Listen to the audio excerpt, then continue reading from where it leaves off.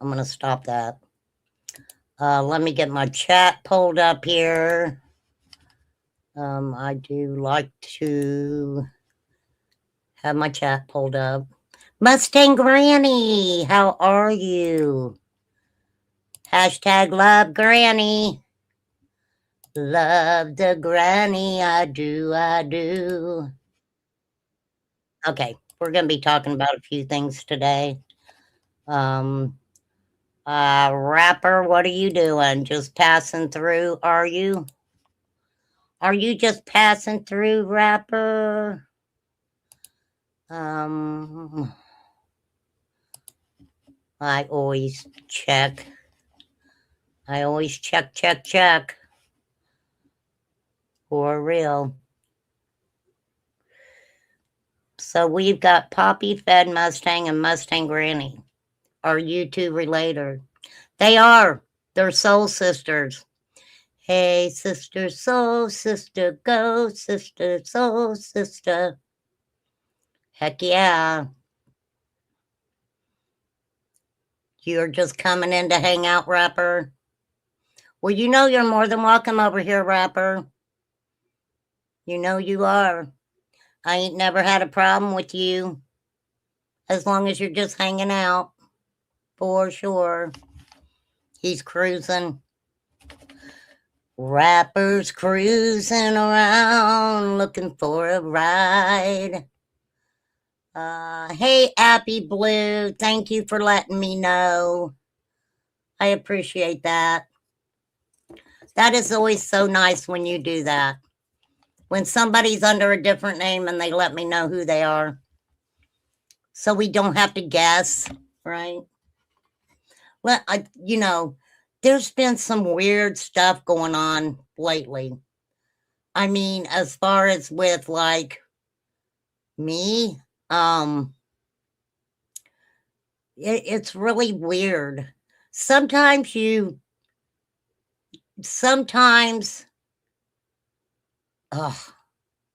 okay, we always talk about, people texting things or people on audios, people recording them saying stuff and stuff like that. But we never think about emails, right? You deleted your YouTube on accident.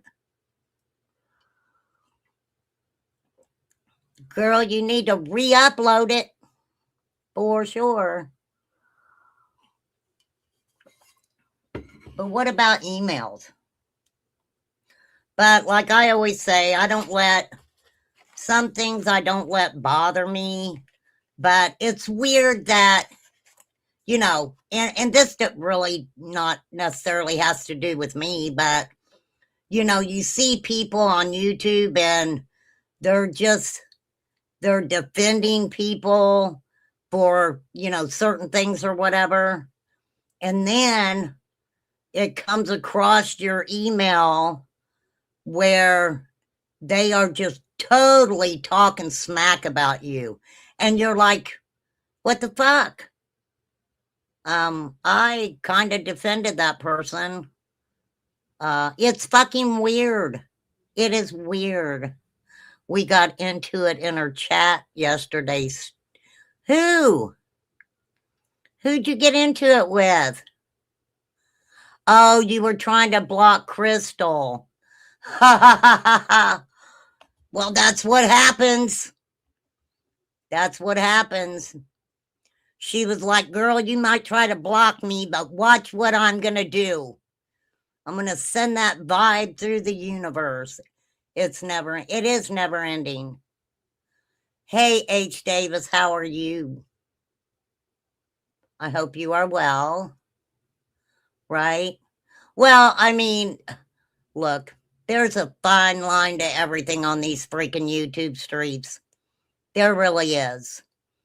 I just got to the point where I'm not going to be a bitch or be unkind. But, you can't be, you just can't sit back and, you know, be 1,000%.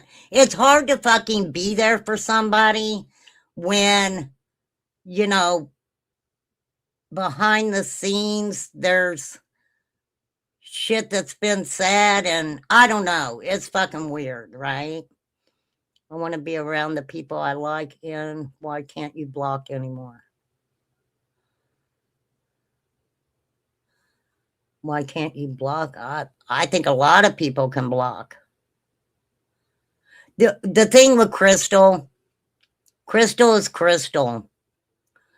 I mean, personally, I watched her go through some horrific things, and she looks pretty good now. Oh, good for you, H. Davis. Good for you. I just got stopped showing me this channel. Oh, you just now got that. Oh, she was in your algorithm. Is that what you're saying, Appy? She was in your algorithm. I still get a bunch of people in my algorithm that I don't really watch anymore, but a lot of times if I'm sub to a channel, even if I don't watch some of their stuff, I don't unsub from them. I stay sub to them, right? But you learn your lesson real quick on these YouTube streets, I'm telling you. I am telling you. And honestly, you know, sometimes, you know, sometimes people are talking about you and you don't even know it until you know it. I mean, for sure. Oh, well, I hate to hear that, Gene. Crystal, why you being mean to everybody? I don't know, you guys. Crystal is Crystal. That's what I say about Crystal. Girl, she came after me one time. I was okay with it, though, because I was kind of messing with her. For sure. But let's put it like this. I didn't do what someone was wanting me to do, pertaining to Crystal. I wouldn't have done that. Really wasn't my business to even get into it. And I'm glad I didn't. Because I'm not like that. I wouldn't have done anything that would have, you know, upset Crystal or harmed her at all. For real. I wouldn't have done that. Yep, when Crystal's on, she's on. You better believe that. For sure. Oh, I'm a fan. I'm a Crystal fan.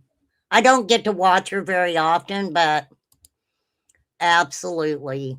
Now, hey, we are going to talk a little bit about the Nancy Guthrie case, but there's another case I wanted to bring to you guys' attention, and feel free to talk about whatever you guys want. This is just kind of a whatever stream. Did you guys hear about the 14-year-old girl that, and I'm going to say trigger warning, everybody, was trafficked for, sorry, I've got 1,000 tabs pulled up here. Let me find what I'm looking for. Okay. So there was a 14-year-old girl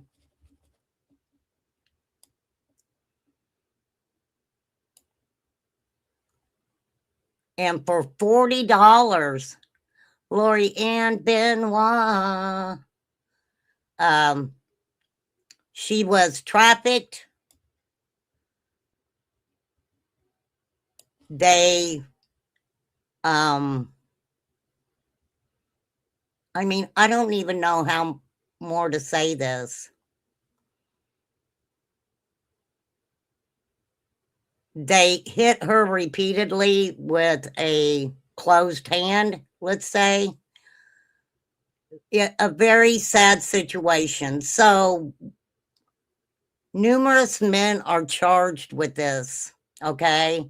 A Gulfport man charged in human trafficking case this week, along with 5 others, paid $40 to repeatedly rape a 14-year-old girl over an 11-hour period, despite her pleas for him to stop.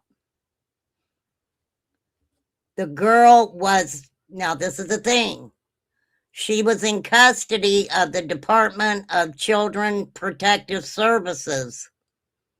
She ran away from the extended stay motel where CPS kept some of the children in their custody. Hey, do y'all remember when Remain Calm was telling you guys about the young girl who was living in one of those extended stay motels at around the same age as this little girl? Hey, May May. And guess what? They had an audio of one of her caseworkers telling her that she should go out and sell herself to make money.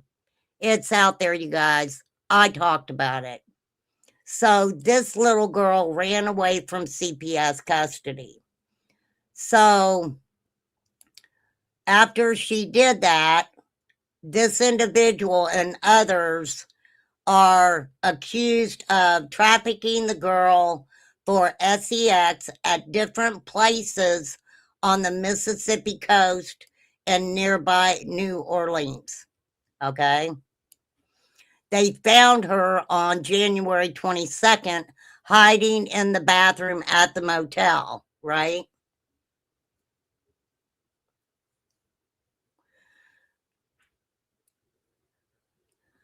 We have a 3-year girl missing about an hour from where I live. Clara Comer missing from Fulton, Missouri since December 26, 2025. They still hadn't found her. Jamie, you should post that on your community tab.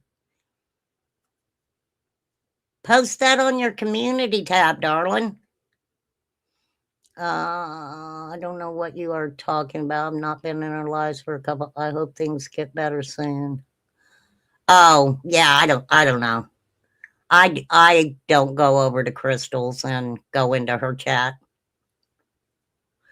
She would probably cuss me out and tell me to get the fuck out of there. No, I don't think she would do that, but hey, maybe she just needs some loves and hugs right now, you guys. Yes, Poppy, I did. Thank you for sending me that link. Thank you, ma'am.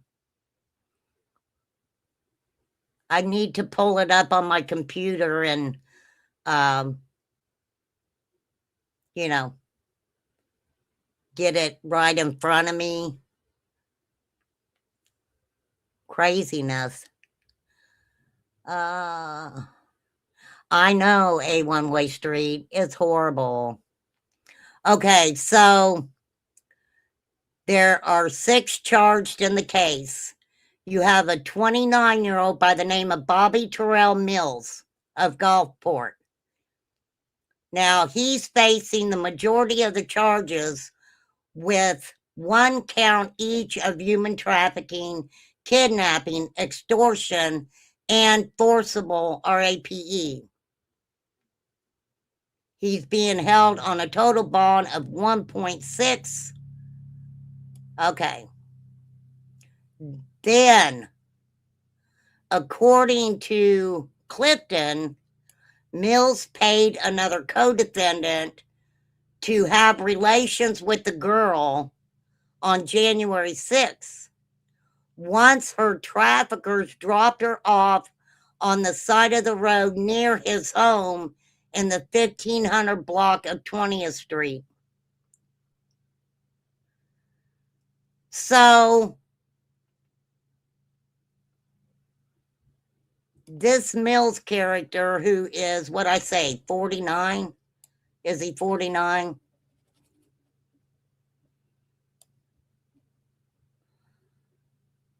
Let me see. I want to get it correct. 49 years old. Bobby Terrell Mills. Okay, so once she got dropped off, he lured her into his home by threatening to call the police to report her as a runaway. Once inside the home, this 49-year-old man repeatedly attacked the girl. With a closed hand, he began hitting her in the face, all over her head,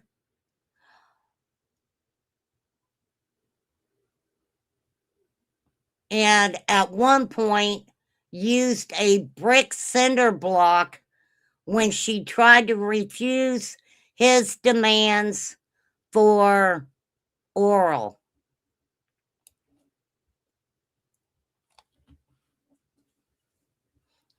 So,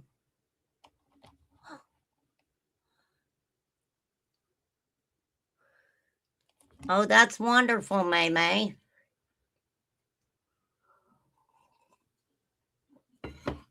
I don't know. I'm going to talk about it here in a minute, May May. Because TMZ said that they got another note. Okay, so this 49-year-old man paid for this 14-year-old girl. The people she was with dropped her off outside this dude's house, and he said, you either come in or I will call law enforcement on you. She had ran away from Child Protective Services, where she had been staying at an extended motel. Okay. Where they have been putting a lot of teenagers in a lot of different states because they have nowhere else to put them, right? Why would that upset some people, May May? That probably doesn't upset anybody about Trump saying that. Okay, so this is what continued to happen. He forced himself on her, later forcing off her clothes and throwing her on a foam mattress on the floor, where he AR'd her again and again. He also took nude photos of this little girl and threatened to share them with the public to keep her inside. Don't forget, she's just a little 14-year-old girl. Constance, I was just I've got your video pulled up, Constance. I was just looking at that before I went live. I have questions.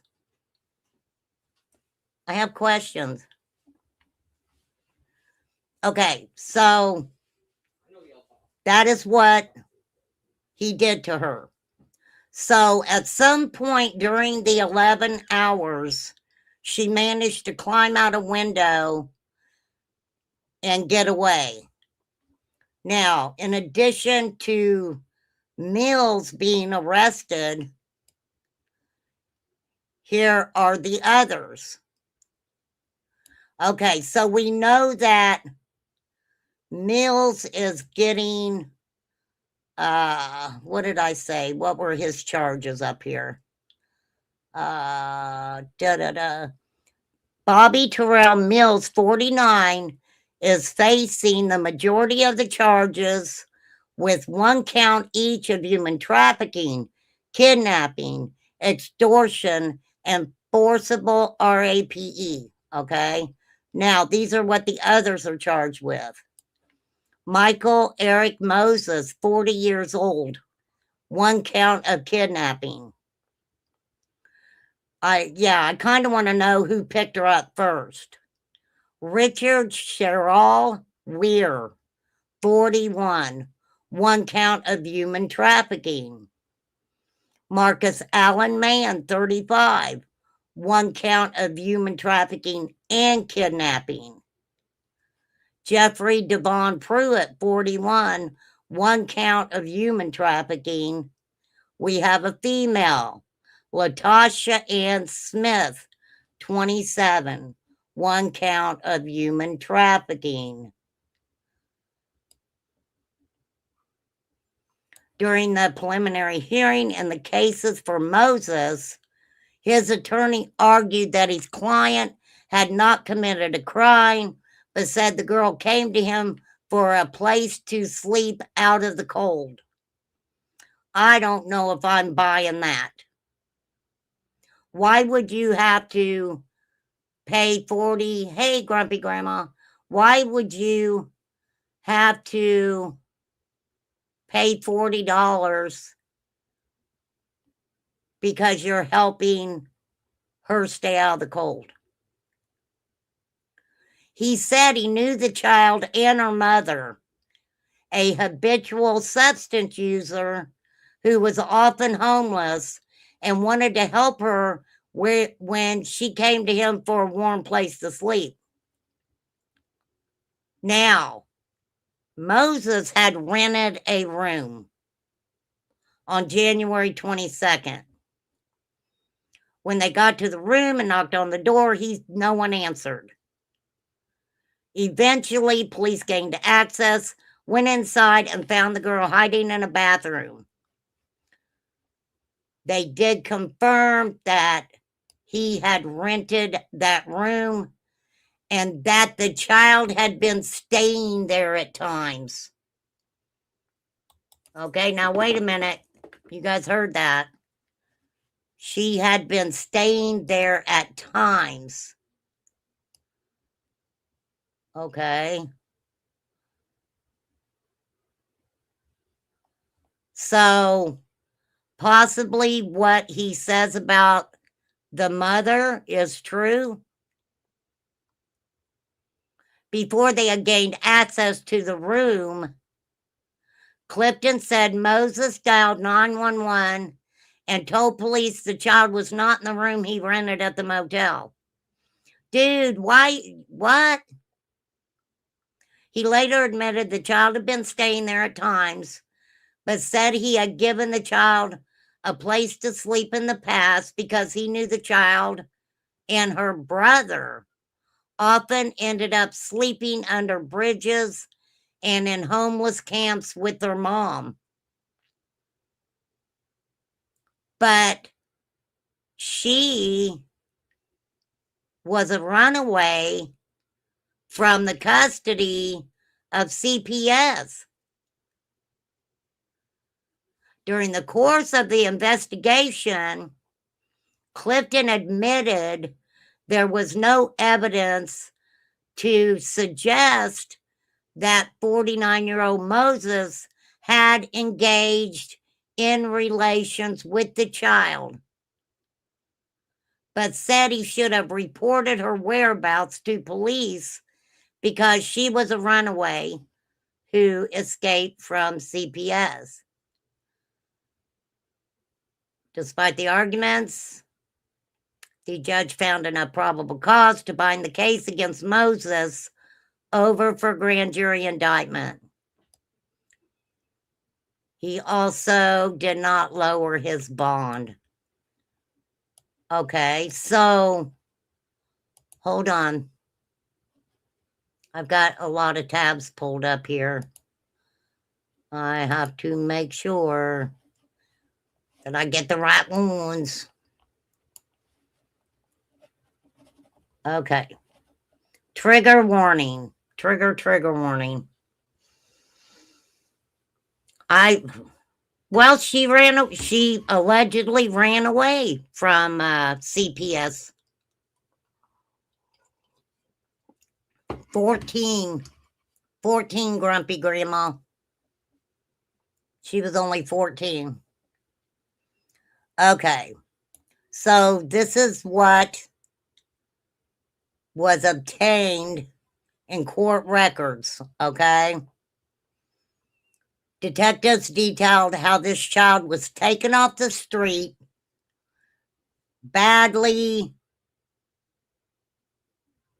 harmed with a closed hand, held against her will, forced to perform horrible acts under the threat of being unalived. Don't forget, the dude hit her in the head with a fucking cinder block over oral. Trigger warning. I don't know how else to say this stuff. I don't.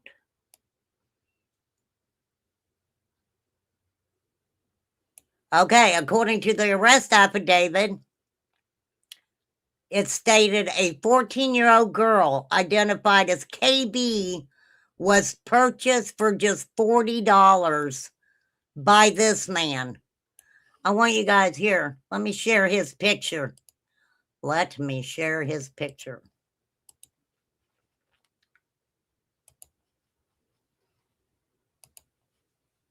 Constance, if you leave, come back when I look at your stuff. Because I know you know. I know you know. And you know I know you know. You know? Thank you, Poppy. Trigger warning. This man, for $40, $40, took a 14-year-old. So yes, he is being held on 4 felony charges. Forcible RAPE, extortion. Don't forget, he took pictures of her.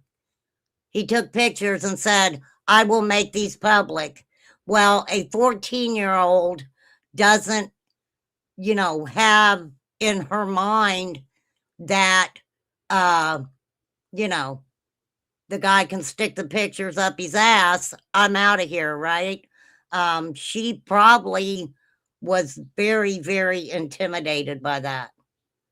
I mean, that is so sad. Detectives say on January 6th, KB was ditched on the side of the road on 20th Street. Mills is accused of approaching the child and leveraging the fact that she was a runaway to get her into the nearby home.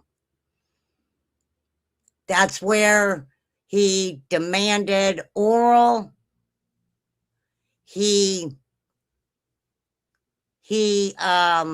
I just have to say it. So he beat her to the ground with his fist, grabbed her head, and forced himself upon her. Not only that, he hit her in the head with a cinder block.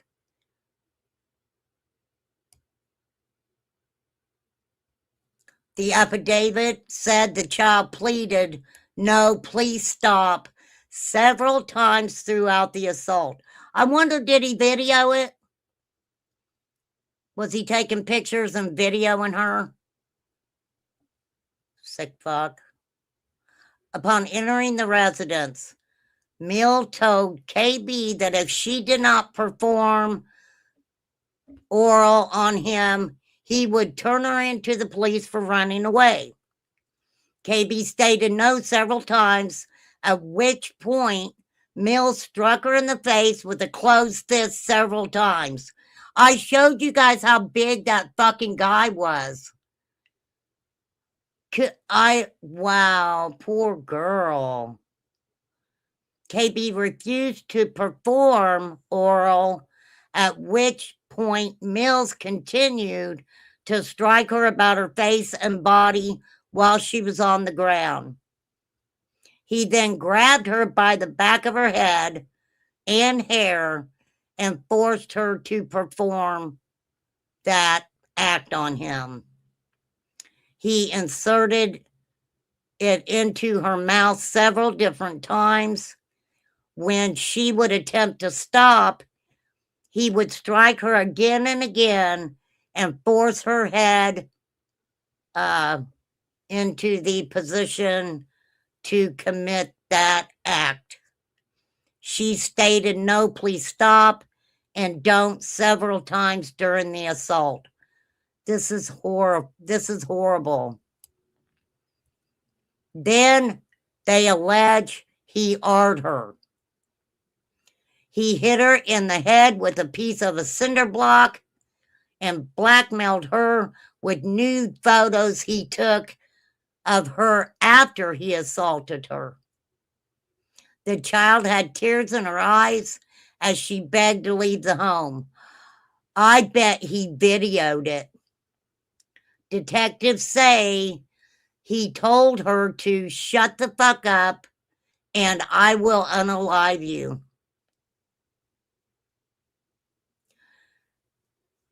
He told this 14-year-old girl that he brought her. He bought her for $40 from the man who dropped her off on the street. $40. And y'all may not, that's to some people, that's not a lot of money. But believe it or not, there have been children who have been taken and basically sold for even less than $40. Even less than $40. Any amount is disgusting, right? Any amount's freaking disgusting. We know that, right? But yes, absolutely. We've talked about that before. You can even Google, and there's mothers who have handed their kids over for $5, a hit of a substance, right? Okay, trigger warning. So he then struck her in the head with a piece of cinder block, threw her on the foam mattress, took her clothes off, forcibly RAP eater.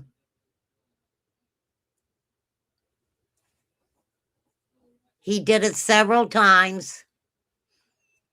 She stated that this occurred over 11 hours while she was held inside the residence against her will.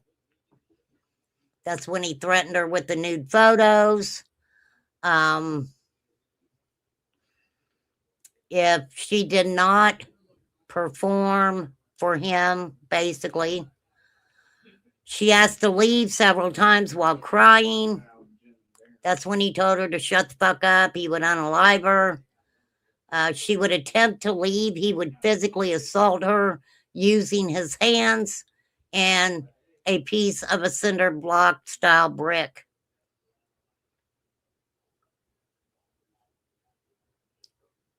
$40, he said, made a 14-year-old girl become his property. Luckily, she did escape through a window. She stated she suffered from bruising to her face, arms, and body and had bite marks on her shoulder and neck from this fucking monster.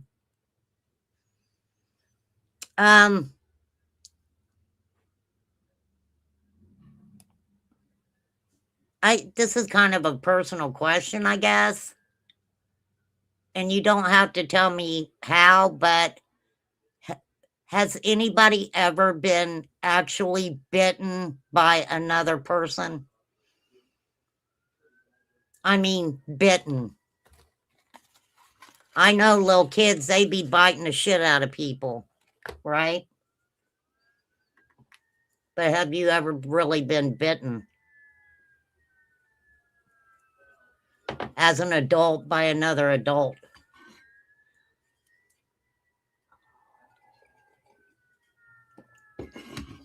It's pretty messed up. I hope. Let's see what we can. Okay. So after she went through the window, the officers found her.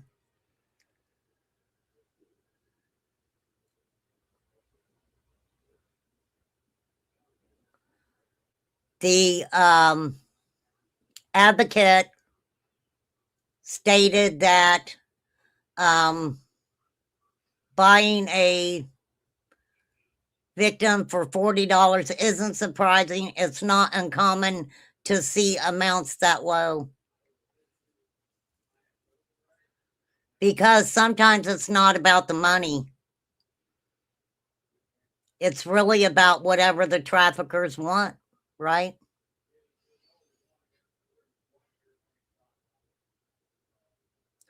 It's common scheme of traffickers used to reduce the victim's self-worth, right? If you're an individual and somebody's selling you for $40, that's kind of takes away some of your self-worth right there, right? Your child bit you on the leg. I know it hurts. It hurts. I just can't imagine her being 14 and having these things happen to her. I'm going to find out more about this case too, because, you know, I want to know why she ran from the extended stay motel, why she ran from CPS. I know a 14-year-old, you know, their mind just doesn't comprehend how badly things can get. Certain vulnerabilities they will pick on and just continue to feed that insecurity and feed those harsh realities to the victim to make it seem like this is all they're worth. It's all about control. That causes a lot of trauma to these victims. Depending on the abuse they've suffered, it could turn into them having PTSD. And there are a lot of people with trauma that do have PTSD today, for real. Okay, I already read the charges to you guys. Okay, here we go. Oh, so, okay, next time I talk about it, we're going to talk about who dropped her off, all of that stuff, right? Because that's the end of the article that I have. So we'll do a part 2 on that. We will do a part 2 on that. I'm already at 41 minutes here. Hey, Jude. What is up, girl? Yeah. I mean,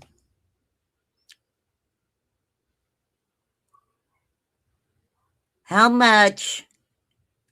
I just wonder how much the Child Protective Services, not just in that state, but a lot of states, who actually keeps an eye on these teenagers that are being put in these extended motel rooms because they don't have nowhere to put them. What is going on with that? For real. Hey, Carrie. Mom, do you have soda? Hang on. Hang on, y'all.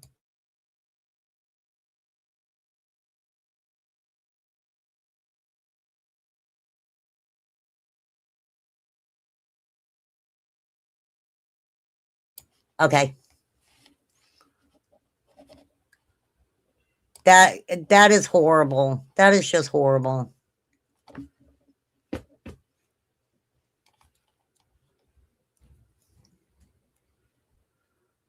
And I hope she gets the help she needs. And I hope that there are people out there who are telling her that she is worthy. For real. I mean, yeah, I've talked about kids being, teenagers being in those extended motels and stuff before. I didn't get really into it, but we talked about it before. The nursery my child went to as a baby had to shut down.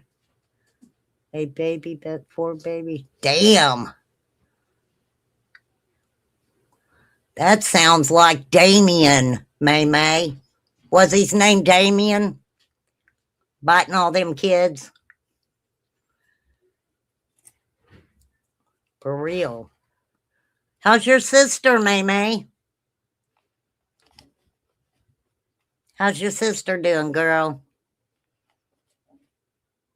Okay. You know I love you, May May. Okay. Let's talk some about Nancy Guthrie. So there was a fourth letter, okay, that was, I'm just going to pull up the article. Now, I heard that they found DNA on a glove. And the sheriff keeps saying, I am not keeping things from the FBI, people. Stop it, people.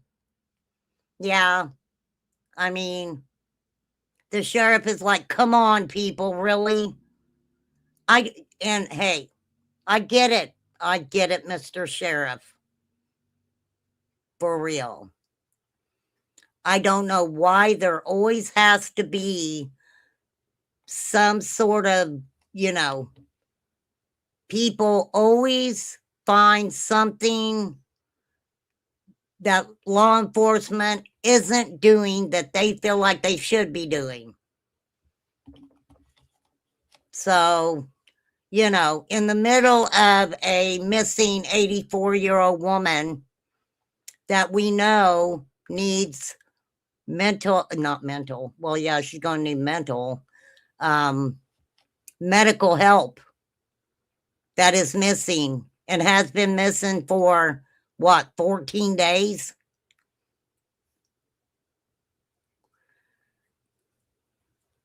That woman needs to be brought home.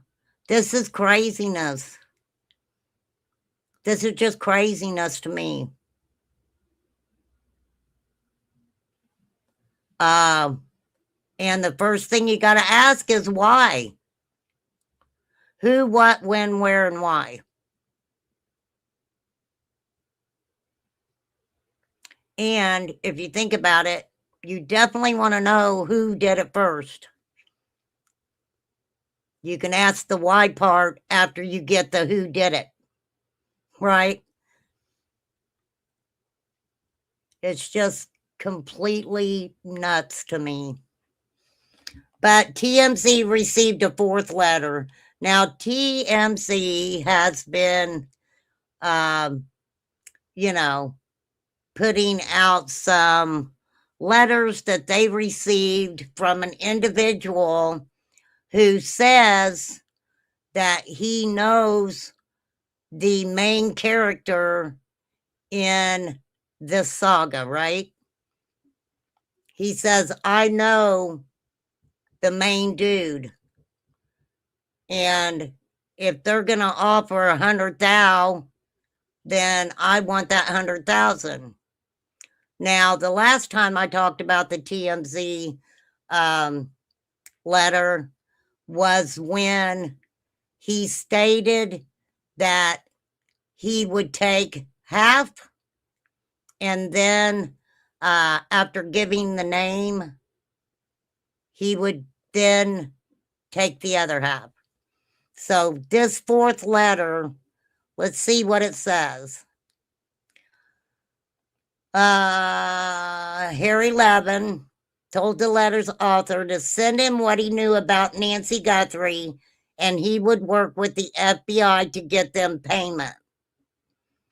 I've got a question.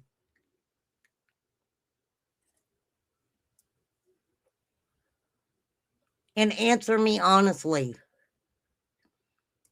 If you were in a position to pay this individual just to get a name, you know, for law enforcement. I probably would have done it,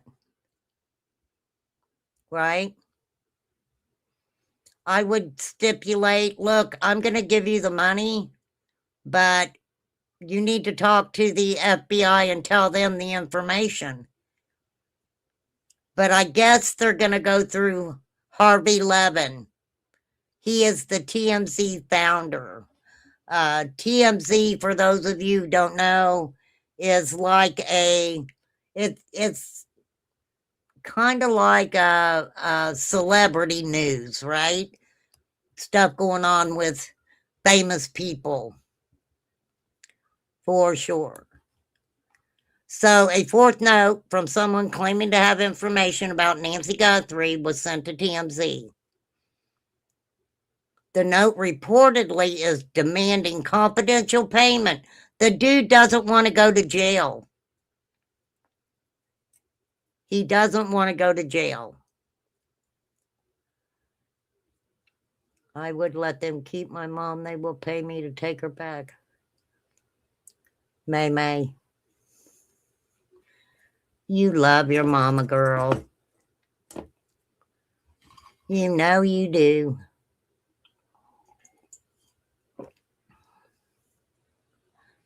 Yeah, I see that, May. Yeah.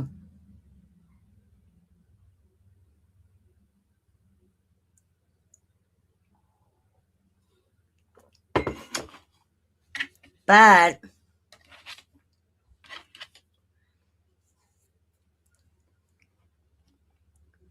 well, I know the family has to be exhausted,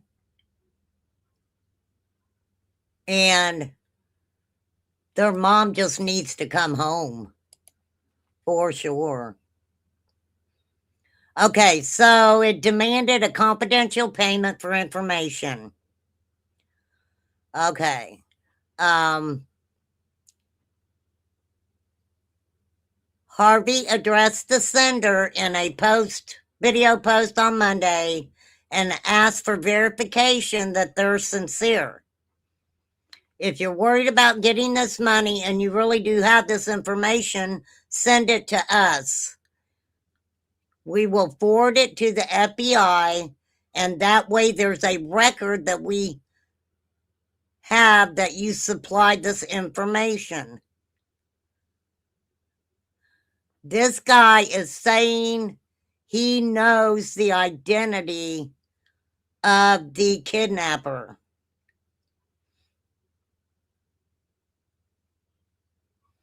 If they find her and they find the kidnapper, Harvey said, then at least there is evidence because we have it, and you're the one who provided the information. So this is a way for you to get that money if this is really legit.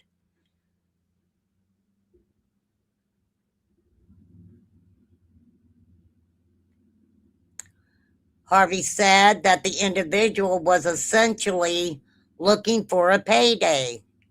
And that is true. A fourth letter from the same person says he knows where Nancy Guthrie is. He wants money for info. He wants the reward that the FBI put out. A part from the letter states, I know what I saw 5 days ago south of the border. I was told to shut up. I know who he is, and that was definitely Nancy with them. So this dude is saying that he's seen Nancy and the top dog of this kidnapping ring. Hold on, I don't know what the fuck that noise is. Hold on.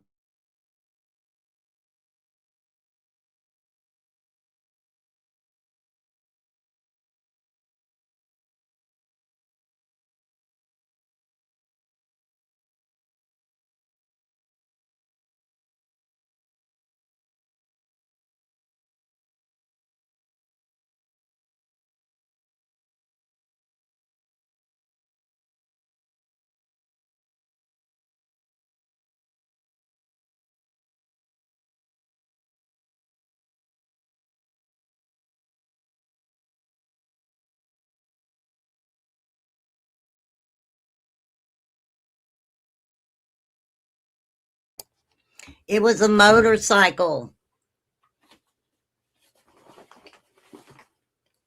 It was a motorcycle.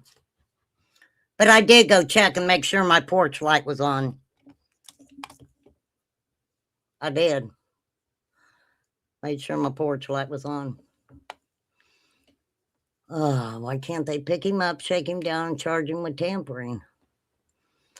I'm not sure how this guy is communicating with TMZ, but TMZ said that they have access to this guy's account to see if anything has been put into that account or not.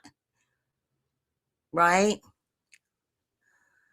Athena clip sent to Epstein, so don't know if they. Oh, I don't know, May May.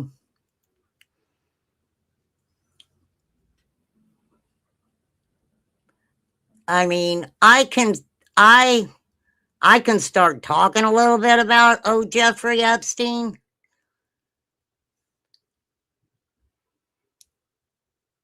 I've kind of, stalked around the Epstein stuff for quite a while. So, how's that? No, it's for some reason it was the neighbors down the road. I don't know what the heck they were doing. They haven't done it again, though. Yeah, that's what I said. Why would you contact Harvey Levin? Right? Well, they know he's a lawyer. Harvey's a lawyer. So, could be,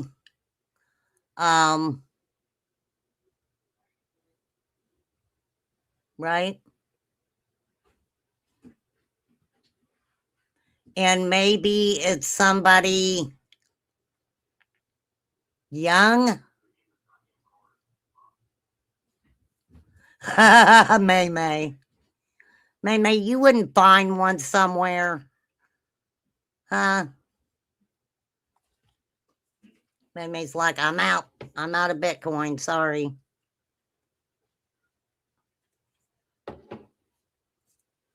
Well, with the Bitcoin, they can't trace that, right?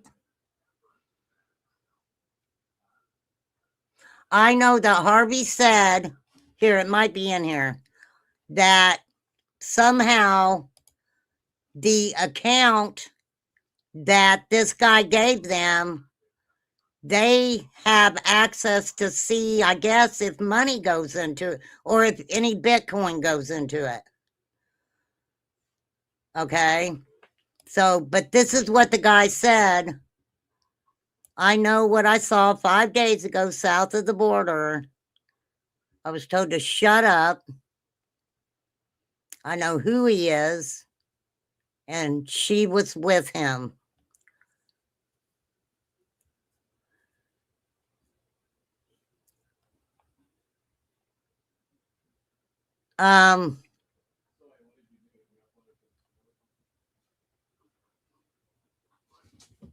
What's that tell us?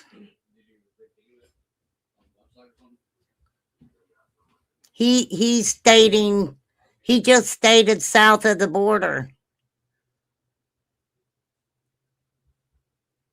And the longer that, see, the thing about this is like the 4th letter that he sent to TMZ.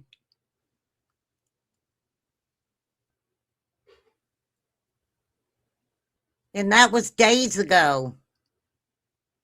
5 days ago, he said.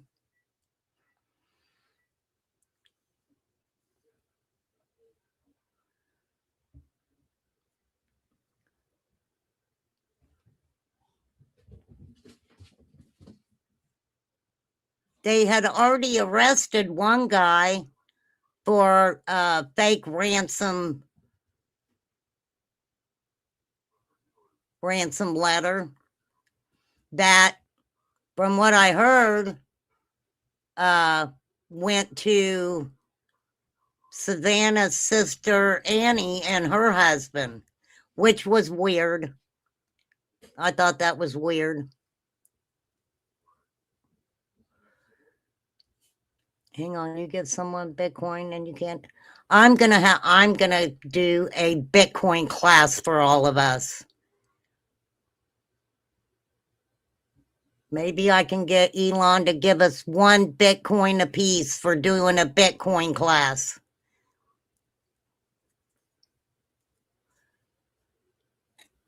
Heck yeah. Us poor bitches, we'd be in heaven.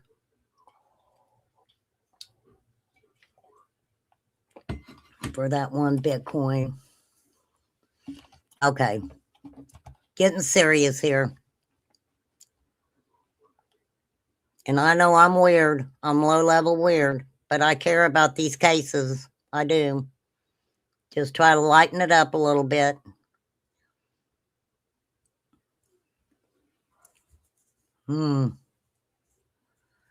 All I know about Bitcoin is 1 coin is worth about 60 to maybe 70,000.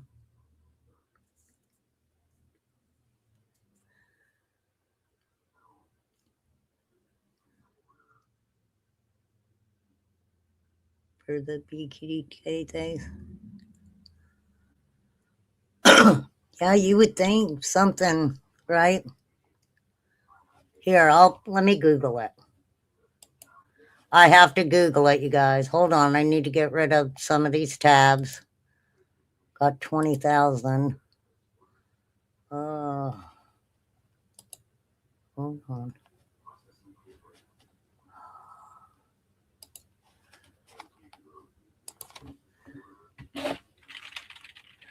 Is Bitcoin traceable?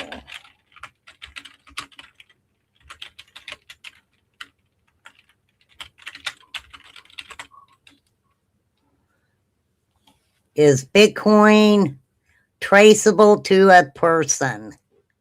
Is Bitcoin traceable by law enforcement? That's interesting. Yes, it can be traced to a person. While wallet addresses are pseudonymous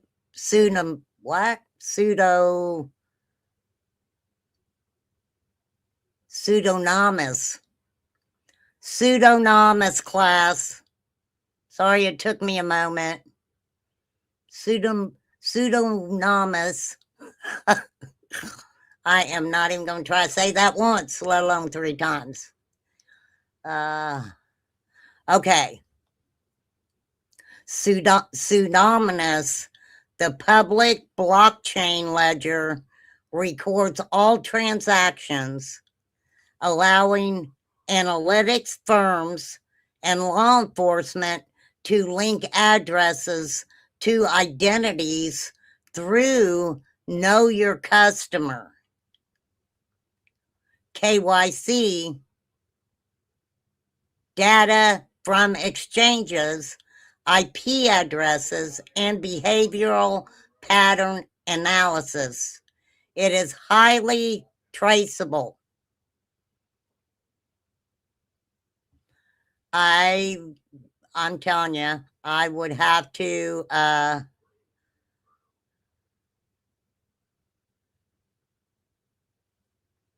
oh, this is weird.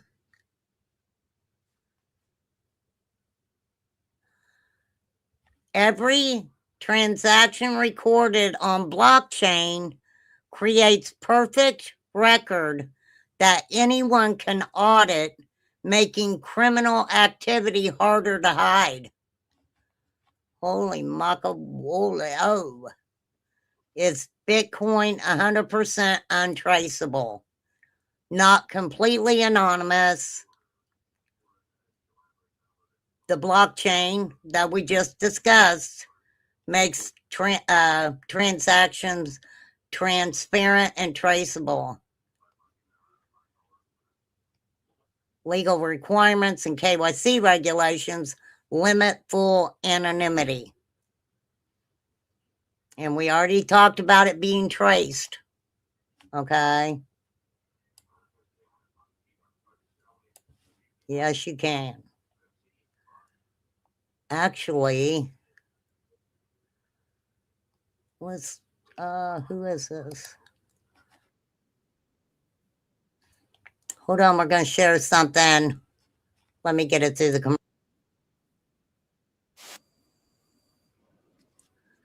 That is freaking loud in my ear.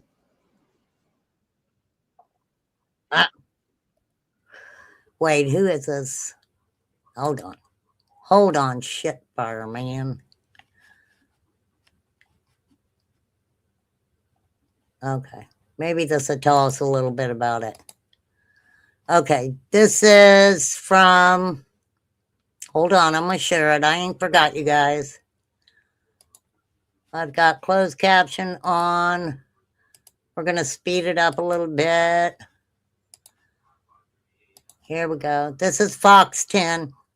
Has received a second letter from a person who claims to know the identity of Nancy Guthrie's kidnapper. The person is reportedly demanding 1 Bitcoin in exchange for that name. DMZ says it is cooperating with authorities, adding no Bitcoin has been exchanged. Throughout this case, though, we've heard a lot about Bitcoin mentioned in ransom demands. But one big question that remains, can authorities really track the cryptocurrency? And if so, how do they do it? Fox 10's Brian Webb's been looking into How that. did they do it? Christina, John, this is a Bitcoin ledger, also called the blockchain. It follows transactions anyone can see any time of day. And experts say if a ransom is paid by Bitcoin, it's the perfect way to catch a crook or a kidnapper. Can authorities track Bitcoin? In short, yes. Crypto expert David Richards says think of Bitcoin as digital money, no names, but marked with numbers like on a dollar bill. Those numbers are called an address. An address is just a string of characters, kind of like seeing a license plate numbers without the DMV records. When Bitcoin is bought, sold, or traded, it's recorded on a digital spreadsheet called the blockchain. That record cannot be changed and can be seen by anyone, including authorities. I get it. You guys get it? So the numbers is kind of like numbers that are on a dollar bill, right? Kind of like that. If it's to do with fraud, they could have medication. That's what I want to know too, May. They've had her for quite a while. And also, the possibility that they could get her medication, that possibility is always out there. For real. And he's talking about her being south of the border, right?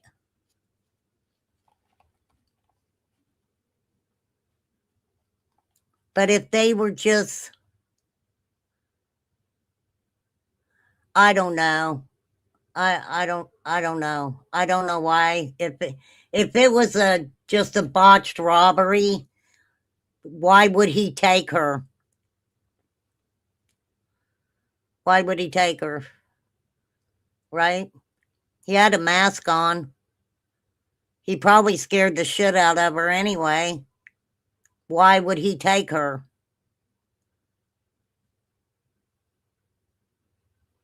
Right?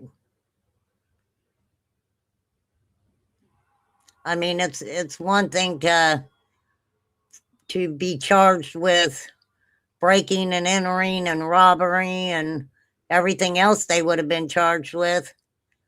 These guys are getting kidnapping charges. Right? No, I haven't heard anything that they say is missing. But they supposedly got DNA off that glove.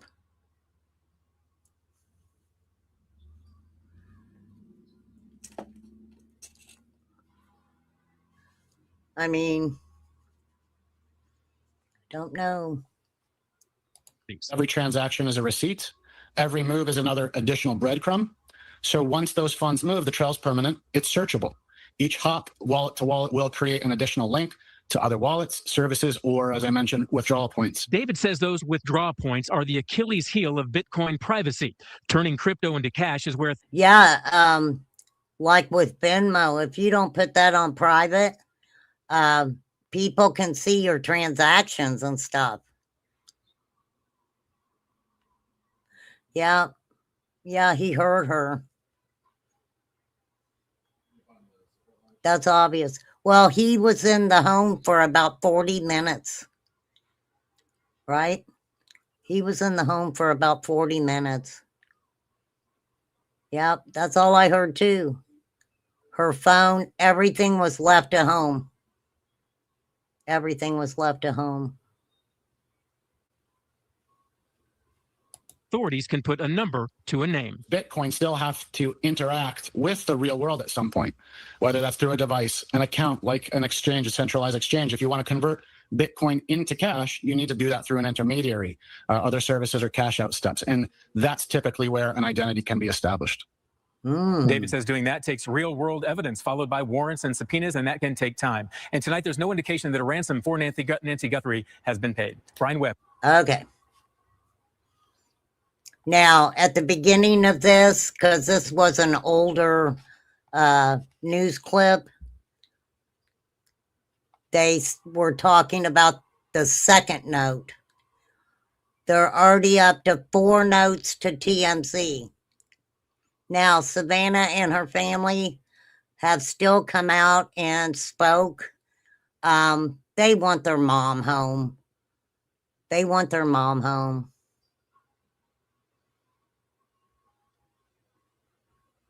Go to rob someone with a full backpack. And you don't know. You don't know. I mean, I don't know who's guilty or innocent, but, you know, what if someone just came in to do a simple job for her, right? They maybe felt that they had money.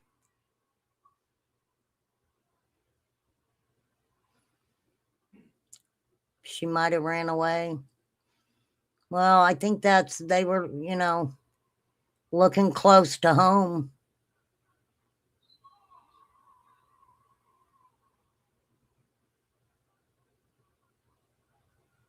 But the blood didn't go all the way down the driveway, did it? I didn't think it went all the way down the driveway. I thought it was just kind of in that, you know, out to that certain point. Oh, okay. So,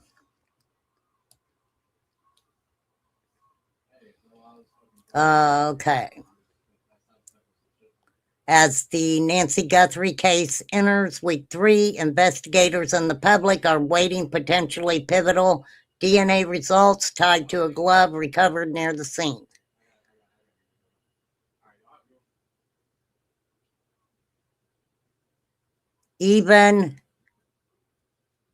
Okay, so a retired FBI agent, Jason Pack, said even a major forensic development may not be the silver bullet many are expecting.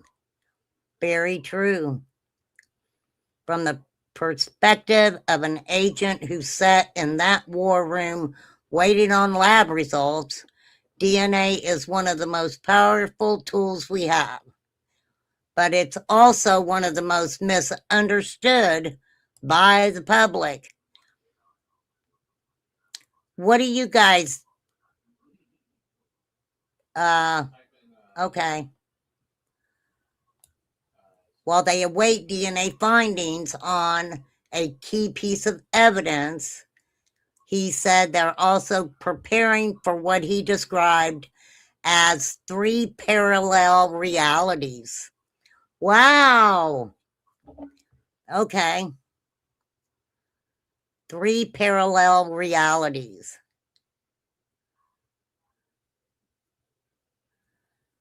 That is interesting. Tell me more. All right. Here, you can see the picture. Here's a picture of the front of her house. This is when they had the tent. But I don't think they kept the tent up very long. They took the tent down very quickly. Right?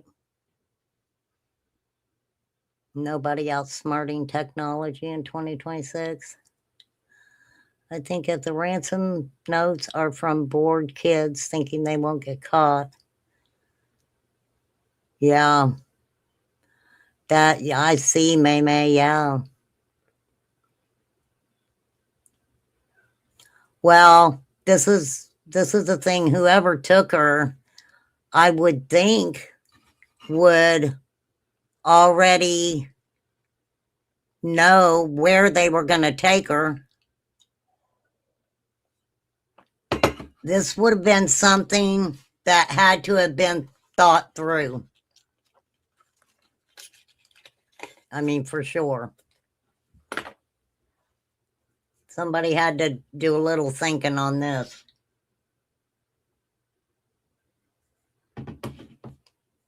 But they have not showed proof of life yet, have they?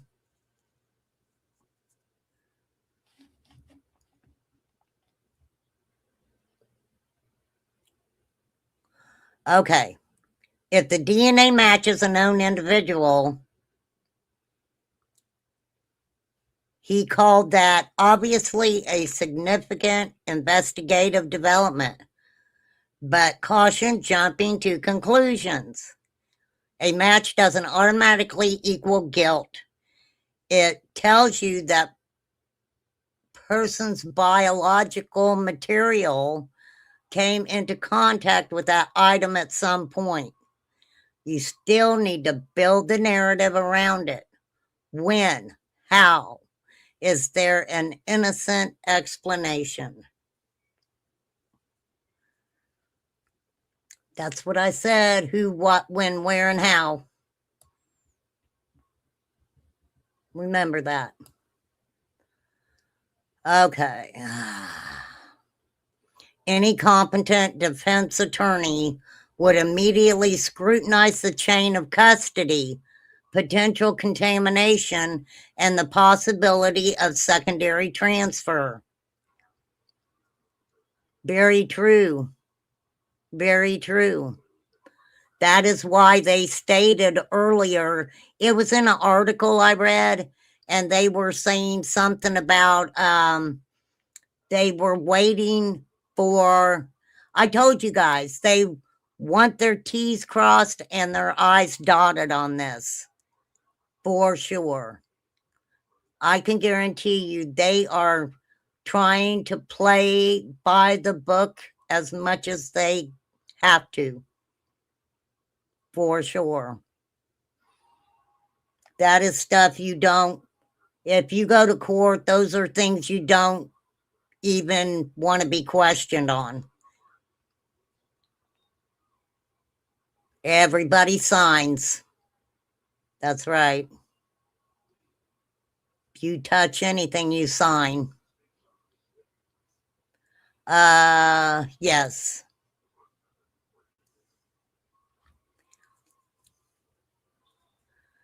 It will accelerate an investigation, but not close it.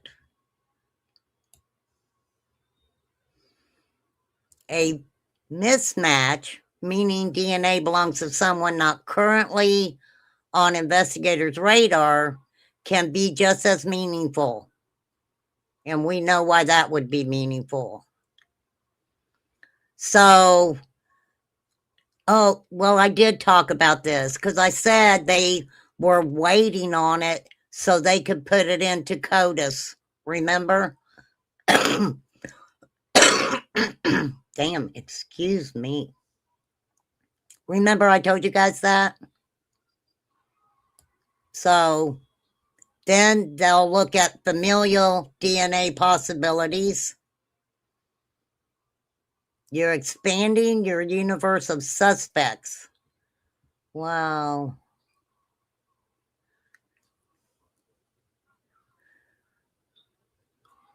Oh, I am not listening to Trump right now. I heard you, though, earlier, May talking about him.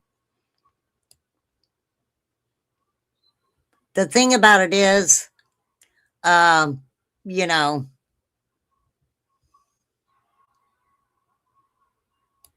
former FBI agent calls holster setup in Nancy Guthrie case incredibly amateur and unsafe.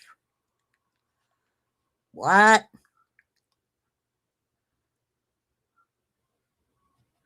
Okay, so once they get the DNA through CODIS, right?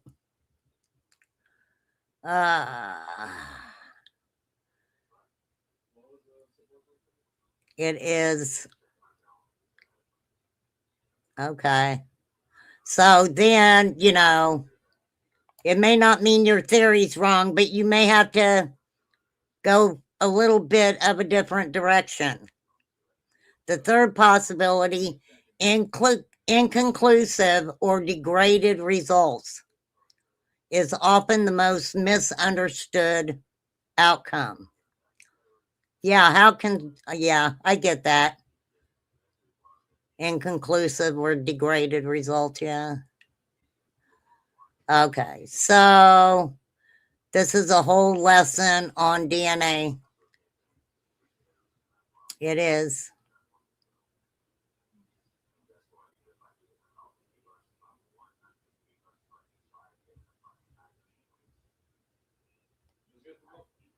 Yeah, they don't even know if that glove is even relevant in this case.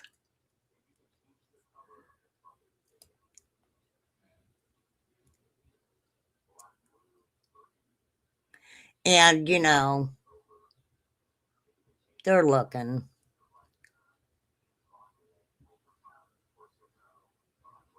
And watch, you know, if you watch any of the behavioral channels where they talk about, you know, behaviors and of individuals and stuff like that,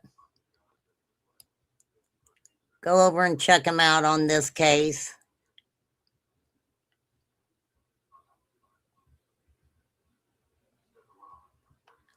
Okay, so a $10 Walmart gun holster. Are you kidding?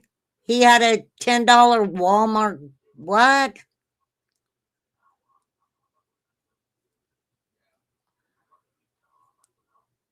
Well, can't you? They should be able to pull that up. They should be able to pull that up. They can pull up a backpack if they sold a backpack.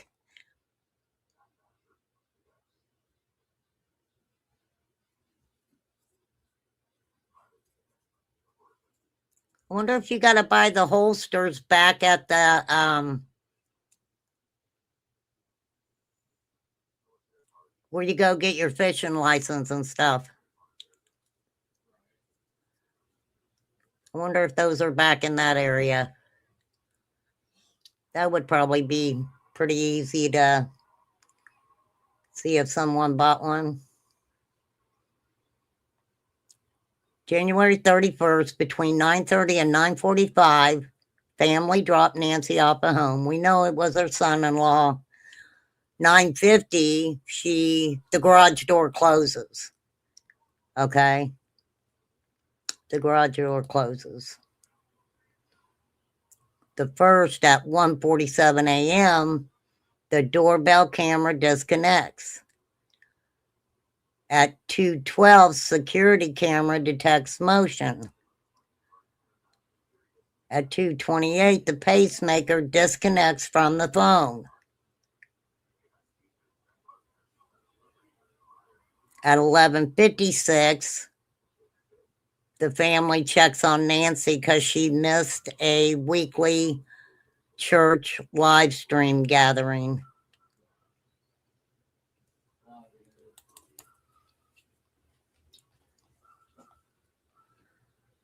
So, oh, I lost it. I lost myself.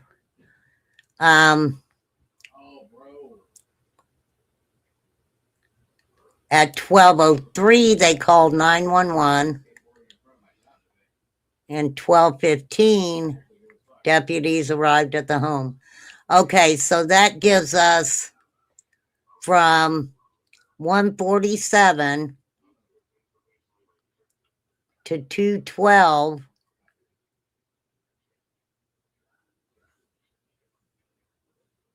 To 228.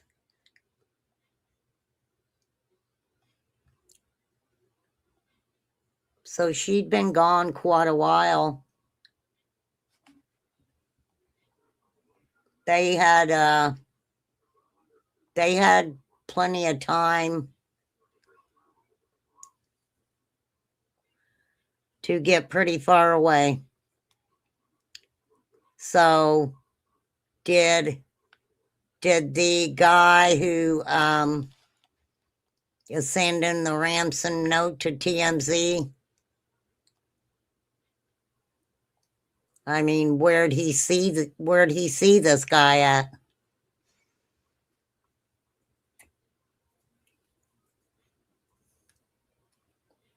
He's saying south of the border.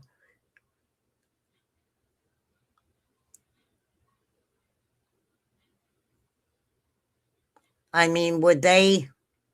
Well, they could they enter? Yeah, that's kind of weird. That's true, May May. That is very true. Was somebody already in the house? I mean, you really don't know.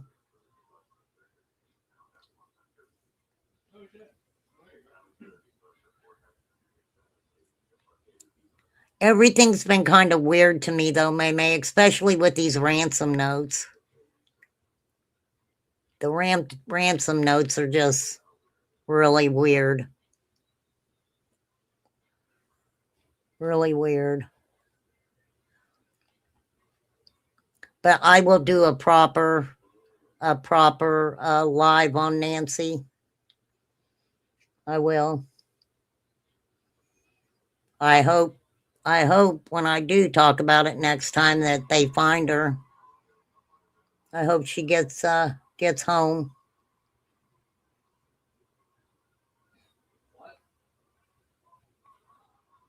I just hope they're taking good care of her, making sure she's got her medicine.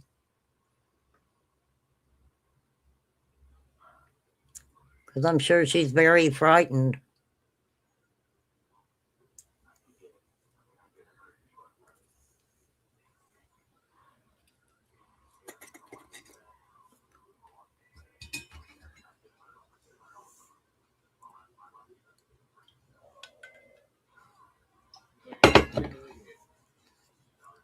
I mean, we don't know if they knew she had a condition or not. Did they know she had a pacemaker? Anything like that?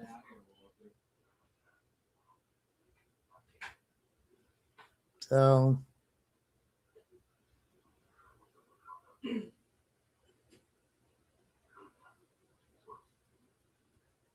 yeah, I get it. I get it, May May. It's weird, isn't it? It's very weird.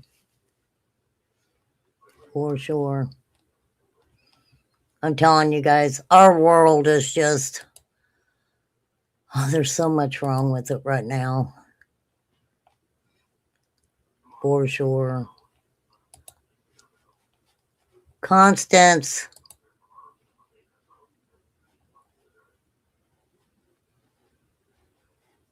Okay, I'm kind of confused about this.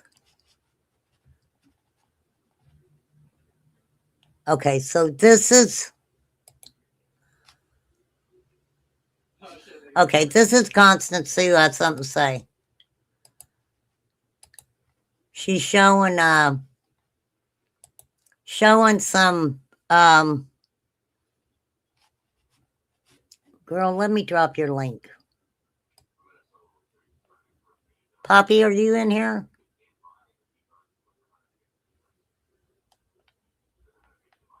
Queen May May don't have to do anything, Constance. She's our goat boss bitch over here. She doesn't work. She just hangs out. Okay, so, all right, this is, okay, I want to understand. So, this is Rock Hill, South Carolina arrest report, August 26, 2024. Was that the highway run? And I'm going to drop the link if you want to come up here. You don't have to, but is this when he got arrested for the highway run? I told my grandchildren, if I ever got kidnapped and don't pay, I will be back, and they pay you to take me back. Yeah, they wouldn't kidnap me either. No, not at all. Hello? Hello. Okay, so is this when he got arrested for the van or the highway run stuff? Neither one. This is when he got arrested for when he was on the run from the bail dumping. Remember, he jumped bail and he was on the run for those 2 years? That's when they found him in South Carolina. Oh, that's where he was. Yeah. Yeah, I got confused about that. I mean, No, he was Constance. You know what I said? I don't know how a guy that age lives the way he lives. That It's guy, not, of course, he's never had a job this morning. He's never kept a job. he's just been trouble after trouble after trouble. Couch to couch to couch. He was married for a while. He couldn't even handle being married. And then ever since then, it's just been living from family or friends or wherever. Wow. Okay, so let's kind of go. Will you kind of go through his arrest with me? Yeah. Okay, so I know him getting arrested. Maybe it was here that I remember him getting arrested. Okay, so the white van, right? That he got in trouble for where was that? Madison County, Kentucky. Okay, Kentucky, right. And that was where they got him for theft, didn't they? Over $10,000? Failure to disposition of property, basically failure to take the van where he was supposed to, over $10,000. And then he jumped bail on that charge, and that's when they caught him in Rock Hill, South Carolina. He was on the run for like a year and a half, I think. Yeah, he was having a good time. Yeah. He was showing everybody he was having a good time. Mm-hmm. So But he was making lots of money. was this where when he got arrested here? Is this when he ran out the door? Did he run from him? Yeah, he went out the back door and he gave him a fake name. Right. Somebody said he gave him Charlie's name, but that I haven't confirmed that. It's not the police report. The police report just says he gave a fake name. And yeah, that wouldn't surprise me. Him and Charlie were tight there for a minute. Okay, so then he wrecks the van in Arkansas, right? Is that the next thing? Or is there something before that? No, he gets out of jail right before Valentine's Day last year. And then he gets that job with B3 and gets the van. And then he wrecked the van. And that was Arkansas, right? Yeah, Arkansas. Yeah. Okay, that's where he broke both of his legs and his thigh, and his femur, and his O-ring. I shouldn't laugh, but that picture, he said the doctor told him that he wouldn't walk for what, 6 months? Yeah. Like 6 months. And he busted his O-ring. Mm-hmm. Oh, yeah. And he was up walking by the grace of God. He had Ernie. And Barb said he was at Emily's and was supposed to fix up her condo in Rock Hill. That's why he was there in Rock Hill. Wow. Emily's her prayer garden. That's crazy. Yeah. He called her Agent Helms. Angel. He always said he was Agent Helms. That's so funny. He's Yeah. done some crazy shit, Constance. Yes. He really has. I have to ask, just because I have you up here, and I know that you know, right? What do you think about this episode at the jail in Massachusetts? Oh my gosh. You know, he's already telling his family lies. Margaret said she talks to his family, and he's already telling his family lies. Like, and I don't know if they believe him or not, but I'll bet you he comes out and says that was all a setup. It was Joy the cops that put poop on there. It wasn't him. And he probably was, he'll say it was a sting while he was at that dude's house and they were trying to bust him. I'll bet you. Right. Yeah, he'll have a story for it, no doubt. Yep. No doubt. And he'll be back. He's not so addicted to the money. He's addicted to people adoring him. Right. He's a king. He's a god here, you know. Right. Yeah, the worse he gets, he tends to get that sympathy crowd, doesn't he? He yes. absolutely does. Well, the other way. I mean, if you're sitting at home and you're either disabled or you're elderly or you just, you know, for whatever reason, you keep to yourself and you see this guy, you think he's rescuing kids. Well, what better thing to tug at your heart? The only other thing would be puppies. You know, if you get up with a puppy rescue meal, that tugs at your heart. Everybody wants to save the children. Yeah. And how can you be addicting? How dare you not want to save the children? I know. That always got me, him doing that. I'm like, okay. I'll never forget the tunnel and the kids, and that shit was crazy. He was with Barb when he wanted her to go to New York with her kids, and he said, let's go down the tunnels. And she said, I'm not taking my kids down the tunnels at 2 a.m. in the morning. And he told her, I lost, what do you say, Barb, $10,000 or $30,000 because you wouldn't do that. You wouldn't go down them tunnels with me. You know what he was going to do. But she thought he was going to sell her kids. Yeah, sounds like it. Yeah, she said I wasn't going in the tunnels with him. Oh hell no. It was Deb. Yeah, it was Deb, not Barb. That's crazy. Deb. Yeah, I definitely wouldn't. I wouldn't. Yeah, I mean, that's quite a bit of chump change to be losing in that $30,000. Right. But the Republican National Party paid for their trip to New York, he said. Sure they did. What? He said the RNC paid for his trip. This is the thing. He throws out all kinds of names, doesn't he? He throws out all kinds of names. Tara, I don't think he has any charges in Tennessee. Well, I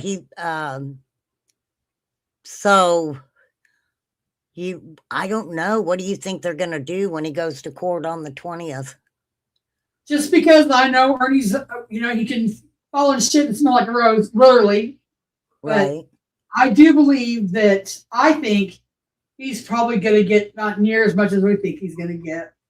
I'll bet you in total, I bet he's gone a year, maybe a little bit more, if that. Well, and that's counting Kentucky too. What do you think? So that's Kentucky, right? That's Kentucky and Massachusetts. But then he's still got Arkansas to deal with. I just never understood. I never understood why he just didn't do the time when, instead of running the fuck around, it's like just do it and get it over with, man. If he would have stayed in jail another month, he wouldn't have had to do probation. All he had to do is, because he'd already been there, 8 months? Yeah, he was there for a while. Was only a year. Yeah, his jail time was like a year. And she said, okay, instead of a year in jail, I'll give you 2 years probation. Well, I would just take in the extra month. What's, 2 more months? Yeah, hell yeah. 3 more months. I would stay 3 more months. Yeah. He had good meals in there. They were feeding him double. He looked good. Yeah, he looked healthy. He did. Yeah. He looked healthy. I don't know. I mean, when he does that PTSD shit, it's like it's hard to believe if it's real or if it's just Ernie putting I on think it's his just Ernie. acting He does it right shit. before court every time. He did it in New York when he was supposed to go to court. He ended up running. He was supposed to have court February 11th. Well, he does this right before February 11th. He does it January 31st. He does it right before court all the time. And every time before this, he's gotten away with it. He used to do the highway runs, until he got Right. chased. Yeah, And he just put a stop to that shit. We didn't see any more highway runs after that because he wasn't going to get tased anymore. So he started going into these manic stages like he was, but he was made sure he was waiting for the cops. And then when the cops come this time, he's got to play crazy. If you either run and get tased or you play crazy. And I think that he thought he would just go to, like he's always been before, sent to a mental hospital for a few days, right. 3 days evaluated and released. I think that's what he's thinking. I don't think he realized how big of a deal it really is, but we'll see, I guess. Right. Gary, I agree. I mean, that's what I said. What they're saying he did in that cell, I'm like, if he knew what the fuck he was doing, that's not fucking, it's like, I think it was an act. I think he knew what he was doing. He was going to play the crazy card, and because you don't just go that crazy. I mean, that's batshit crazy. That's fighting an ear off crazy. I don't think I think he might have PTSD, but I think it's just because he fears someone's going to get out and shoot him because he testified against him. Right. Yeah, he said that one time too. So, but I mean, oh Lord, it's a lot. It's Constance, the thing about it is he's kind of addicting when you start watching some of the shit he does, and it's like, let's check on Ernie, And that's why he thought everybody adored him. Look at all these people I got. I control the content. I said, that's because you're a lolcow, Ernie. What people want to know what crazy shit you're doing next. Well, where are you going to be? What are you going to say? Where are you going to spaz? Who are you going to dox? Yeah. Which is, that could be a good, if you want to be known like that, that's fine. But I don't think you realize how the clown he really was. He thought he was the king and not the clown. Right. Yeah. I'm telling you, I don't think people realize too, Ernie goes back further than just YouTube. I think some people got to know him especially with Summer, him and he was on Facebook, and Benny blamed himself. Benny said, I blame myself because he's seen Ernie and them at the racetrack, and he called Ernie or got a hold of Ernie and said, why don't you come on my show? And that's when Ernie first came to YouTube, was on Benny's show. Right. When that girl said, are you that predator hunter? That he told her to go say that. That was, and Benny said, I blamed myself for a long time for him coming to YouTube. He said, but I prayed my way out of that, pretty soon, prayed that away. But that's who brought him, was Benny. Well, and he went to Ziggy. He would have found his way through somebody if he was, starting to talk about the Summer Wells case. Yeah. I mean, no and doubt. He was kind of a big deal before that, making them hockey masks. He was good, I guess, at making hockey masks. But his dumbass. Yeah, but I thought the guy that did the Jason mask said something about his mask, right? What was that? You remember that? What was that all about? There was one guy that got a mask, and it was said to have been stolen from Tony Jarvis. Oh, okay. That's what it was. Yeah, and I don't know. Ernie, the people that know masks, this guy really had no reason to lie. He said he'd bought from Ernie before, and Ernie had always produced what he said he was going to. But when this mask came up, and Tony described the marks on it. The guy said every mark that Tony described was on this mask. So I have no doubt this was his mask. Yeah. Ernie will say, no, it wasn't.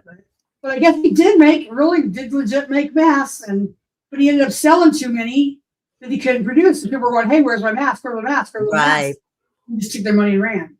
Kind of like T-shirts, isn't it? He's made T-shirts way back since. I got a video showing that. How he went from is wrestling the killer inside to the mask, selling T-shirts, to Infringe, to saying he's going to give veterans discounts on T-shirts. Everything he's came on. Project Shell, Rescue Our Children, Predator Hunter Nation, Right. Reality at its Best. Yeah, all had a T-shirt.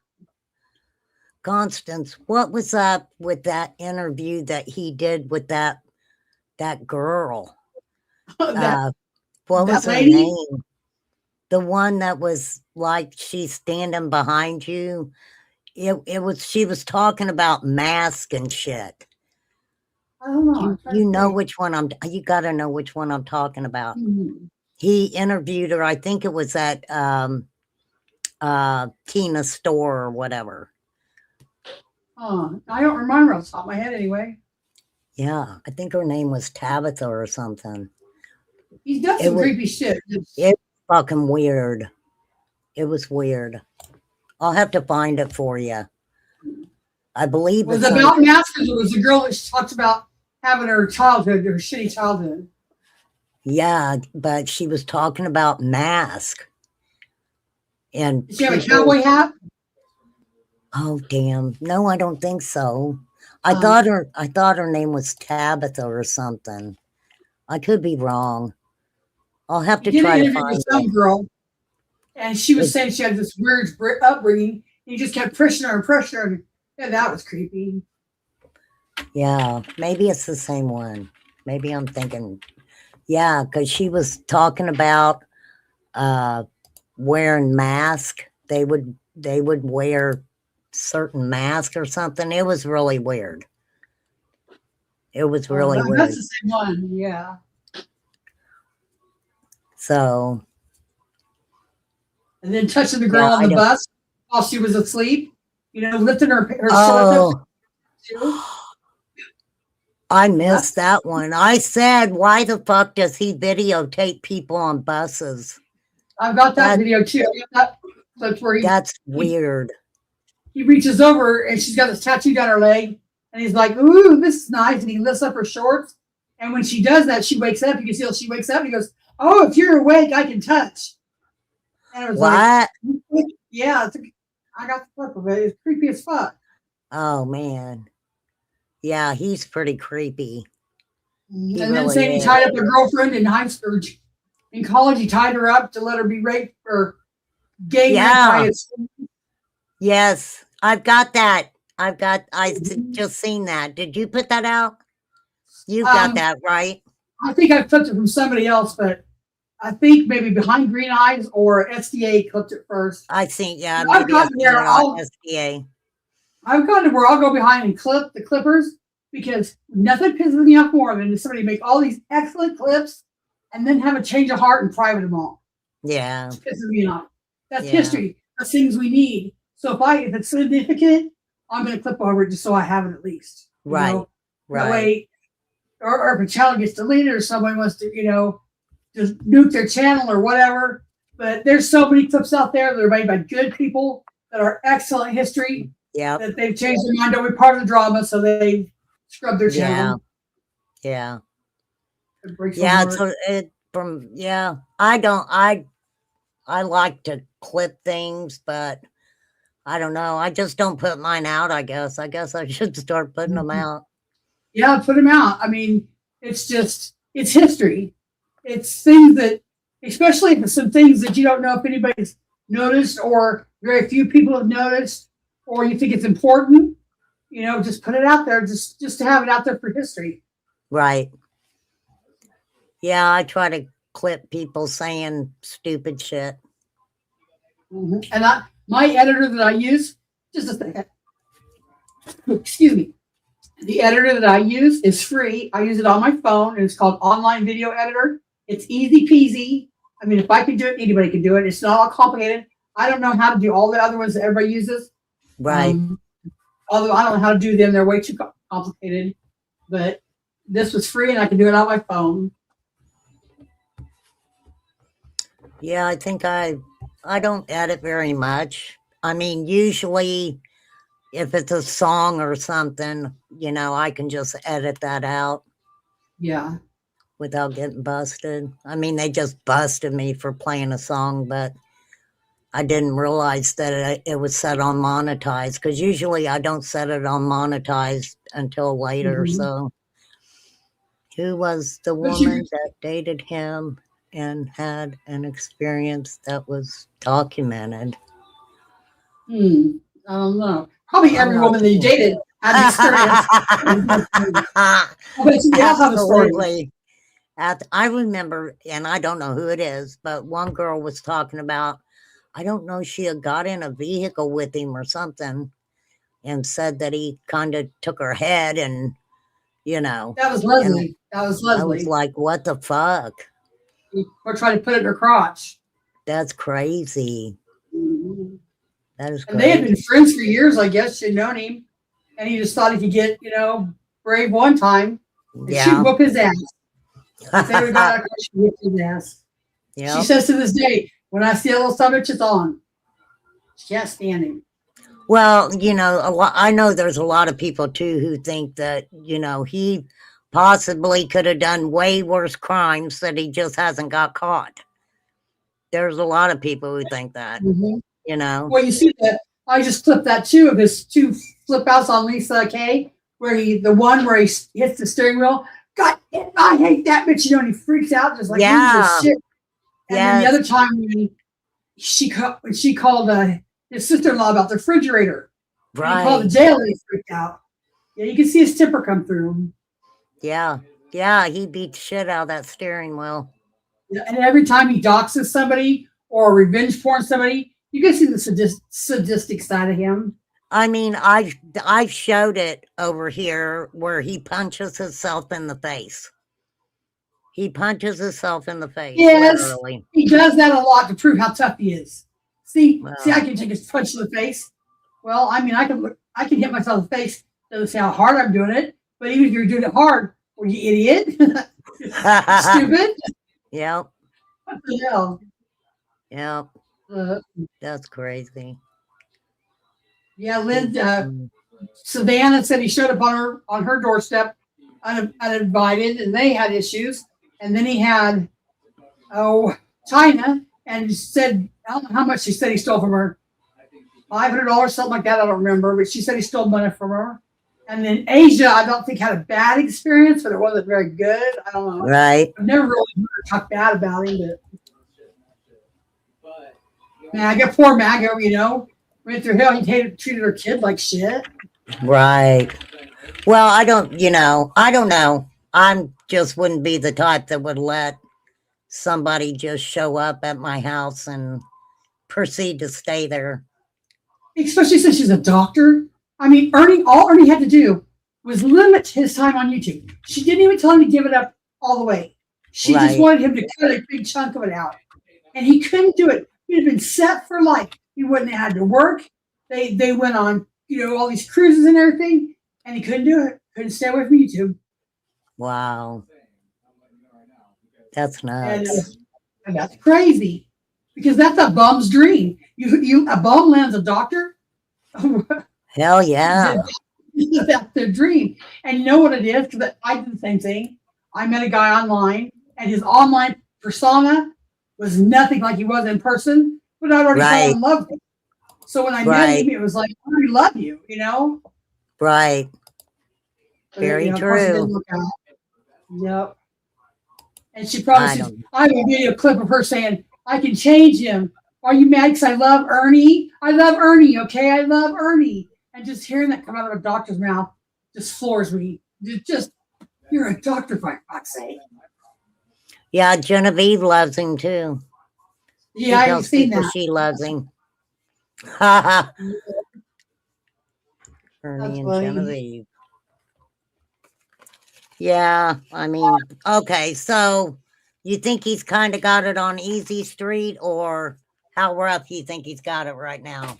Sarah says that the nut hut that he's in, whatever it's called, I forget it right now off the top of my head, but she said that's the worst one in Massachusetts. That's where they sent the Boston Strangler. Yeah. He's there with real psychos, like people that eat your eyeballs out, I don't think he realized what he was in for when he was playing the nut card this time. That's what I said. Yeah, I started watching that. I started watching the Sarah stuff on that. Yeah, the She's got some good what's stuff hers, on it. Greenhill, or what's it called? I forget the name of it. Bridgewater. Bridgewater? Yeah, Bridgewater. Oh, Yeah, that's what Um, I said. For him doing all this research, he sure didn't research, you know, where he might be going in Massachusetts. right. And they said that when the cops said, well, where are you going to go? Well, to my girlfriend's house. He was talking about that Caroline he just met on the internet. She let him come there, had sex with him knowing he had HIV. Oh, wow. Yeah, she knew it. She knew he had HIV. Chris, his grinder date didn't seem to say a whole lot about that either, did he? No, I wondered if Chris had it himself. Maybe that's why he didn't care so much. Or maybe just when you're used to that lifestyle, it's common. I don't know, Right. but I would have shit my pants. Somebody told me I slept with somebody that had HIV. I would have been like sick. Well, I mean, that whole lifestyle's kind of weird to me. Mm-hmm. I mean, Ernie Well, I think he was. Ernie put some stuff on camera that I cannot unsee. You know what I mean? And see, It's and like, what the fuck? I've never seen those pictures. Nobody better email them to me. But you know, I never seen the ones that his mod got out of his email years ago when she said, "I need you to help me do my email." So she said, "Okay, I'll help you." Well, then they kind of had words, and she went snooping in his email, and she found all those beginning pictures of him being in gay positions. And he said, "Oh no, that was for a bust we did. That was a sting." And everyone said, "No, that wasn't. That was you." Well, and this time, they were going to send Nicolina pictures, and that guy, that clean urine stash, is like, "Oh my god, oh my god!" I'm like, "Nobody better send me those. I've already got creepy enough." Like when I go to my, like when you fill out forms, online, and it'll say name, and sometimes it'll pop up Ernie Shell. I'm like, okay, I must be doing too much. Or That is funny. when you go to my pictures, like I don't have any selfies. I'm like Ernie, but I don't even have any pictures of my kids because my kids live out of town. I don't take pictures of them. But who do I have? Oh, probably, I don't know, 30 or 40 of Ernie. That is funny. That's creepy. Well, I remember I seen he had on like a, I don't know, was he dressed like a kitty cat or something? Weird shit. I'm not sure. White Boy put all the ones that the mod had, and she gave them to White Boy, and White Boy put them all on either Rumble or BitChute or one of them websites. He made a file folder and said, "I can't show you these on YouTube, but I'll share them with you over there." So he shared it with anybody that wanted to look at them, and I didn't want That's hilarious. Yeah, I said, "No way, That is Jose." hilarious. Back to Tierra's question about him being gay, is why he didn't last with MAGA. Well, that's why he won't last with any woman, but he could be gay for the stay, or be not gay for the stay, or whatever suits him. He's a narcissist. Whatever's going to suit him. If it means with a man or a woman, he don't really care as long as He don't care. Yeah. Yeah, he really does prefer men better. And I think that why he gets in these moods and everything after he has gay sex is because he hates himself. He really hates himself for being gay, and I think that's why we see that funny voice talking. And that I listened to him do an interview. I think it was with Bandit TV or somebody, and Bandit was questioning him and things like that. And I don't know if Ernie ever admitted it, but Bandit was trying to pin him down to say he was gay, and I don't think Ernie ever admitted it. I don't think he will. I think he's, for one, that Harlan, Kentucky, good old boys. It's just not good to be gay from there, I guess Margaret was saying that they do have, a lot of gay people, and they have transgender and trans, people down there, and they get along fine. So it's not like you can't be from there. But from Ernie's family and Ernie's upbringing, I'm pretty sure that gay was to be a no-no. Oh, yeah. Yeah, and then online, he's going to lose all his old lady girlfriends if he's gay. But you don't realize I think there's more rich gay men than there are old ladies, because the old ladies have Social Security and disability. He could hook him up Right. a good sugar daddy. Yeah, he could get him a sugar daddy. Mhm. He probably could. And I think he would be more happy with himself. I just don't know why I think that, but I just think he'd be more. And did you hear that Chris guy say, "I love you, Ernie"? I was like, Yeah. "Dude loves you, you little creep." Well, the guy was funny. He's funny enough. I mean, yeah, he was personable. He sure was. Yeah. I don't know. I just can't get that fucking butt out of my head. I don't. I know. I just can't. And it was so nonchalant. They didn't care if it was laying right there in the middle of the room floor. And I was then just a butt. people were like, didn't you see the enema there? I was like, fuck, I didn't Yep. see it. Oh And my a God. cock-a-doodle-doo ring. Cock-a-doodle-doo ring sitting there. Yeah. Just, no big deal. Well, That's I mean, the only reason that I think Ernie might have been a bit out of his mind, because surely he knew he was filming that stuff, or maybe he forgot, or Was maybe he didn't that- realize it was all about. was that his coming out party? Yeah. I It's like, should- I didn't know how to say it, Oh. so here I am. Damn, Jesus, I'm sorry. I couldn't help it. Just came out. Yeah. He'd That be is very so accepting of the gay fucking community. funny. Especially put That's on the leather. thing. I mean, Yep. He's some like of a us, cute gay man. some of us don't care. A lot of I women, don't care. you know, The ones that love him like a son, they wouldn't care. His old lady supporters. The only ones would care would be people like that thought he was dreamy, or they were going to get a mhm, chance for him or something like that. And I don't think that makes up a big chunk of them. I think most of them are older ladies that think of him like a son and feel sorry for him. Here we are, Right. picking on him. And so they take him under their wing, and yeah, I think he was making money being gay too. I do believe that's how he had a lot of his finances going on. And I guess Grindr, Kevin was explaining it by the thing that makes the Grindr app unique is it'll say, you put your location in there, and it'll say 1 mile from you, 2 miles from you, 3 miles from you. So wow. all you have to do is go somewhere and log into Grindr, and then set it to 1 mile from you, and then just pick you one, and they all just hook up because they're right there with you. So That's real him, common on Grindr. yeah, him and that Chris guy, though, they had hooked up before, right? Or He was said that- 4 times. He said, you've been here 4 times before, but then in another words, he said, you just met him a month ago. So I don't know if that meant 4 times this month or what, but Right. I don't know. And he said you leave early every time. So that's what made me think. Yeah, I did hear him say that. Why would I you heard him leave say early? that. Were you supposed to give him 8 hours of fun or whatever? Why do you leave that early? Yeah. I don't know. Yeah. I mean, that's what got me. It's like this time it was just kind of different because he's taken it to a really high level, Mhm. He does that shit, and then he gets put in a mental hospital because he shit and piss all over a cell. Yeah. Where I think he thought it was going to be like a 2 or 3 day dip, though, just like it's always been before. They'll put him in there 2 or 3 days and then let him out. Yeah, Yeah. he's saying. I don't think he realized what he was doing with cops this time.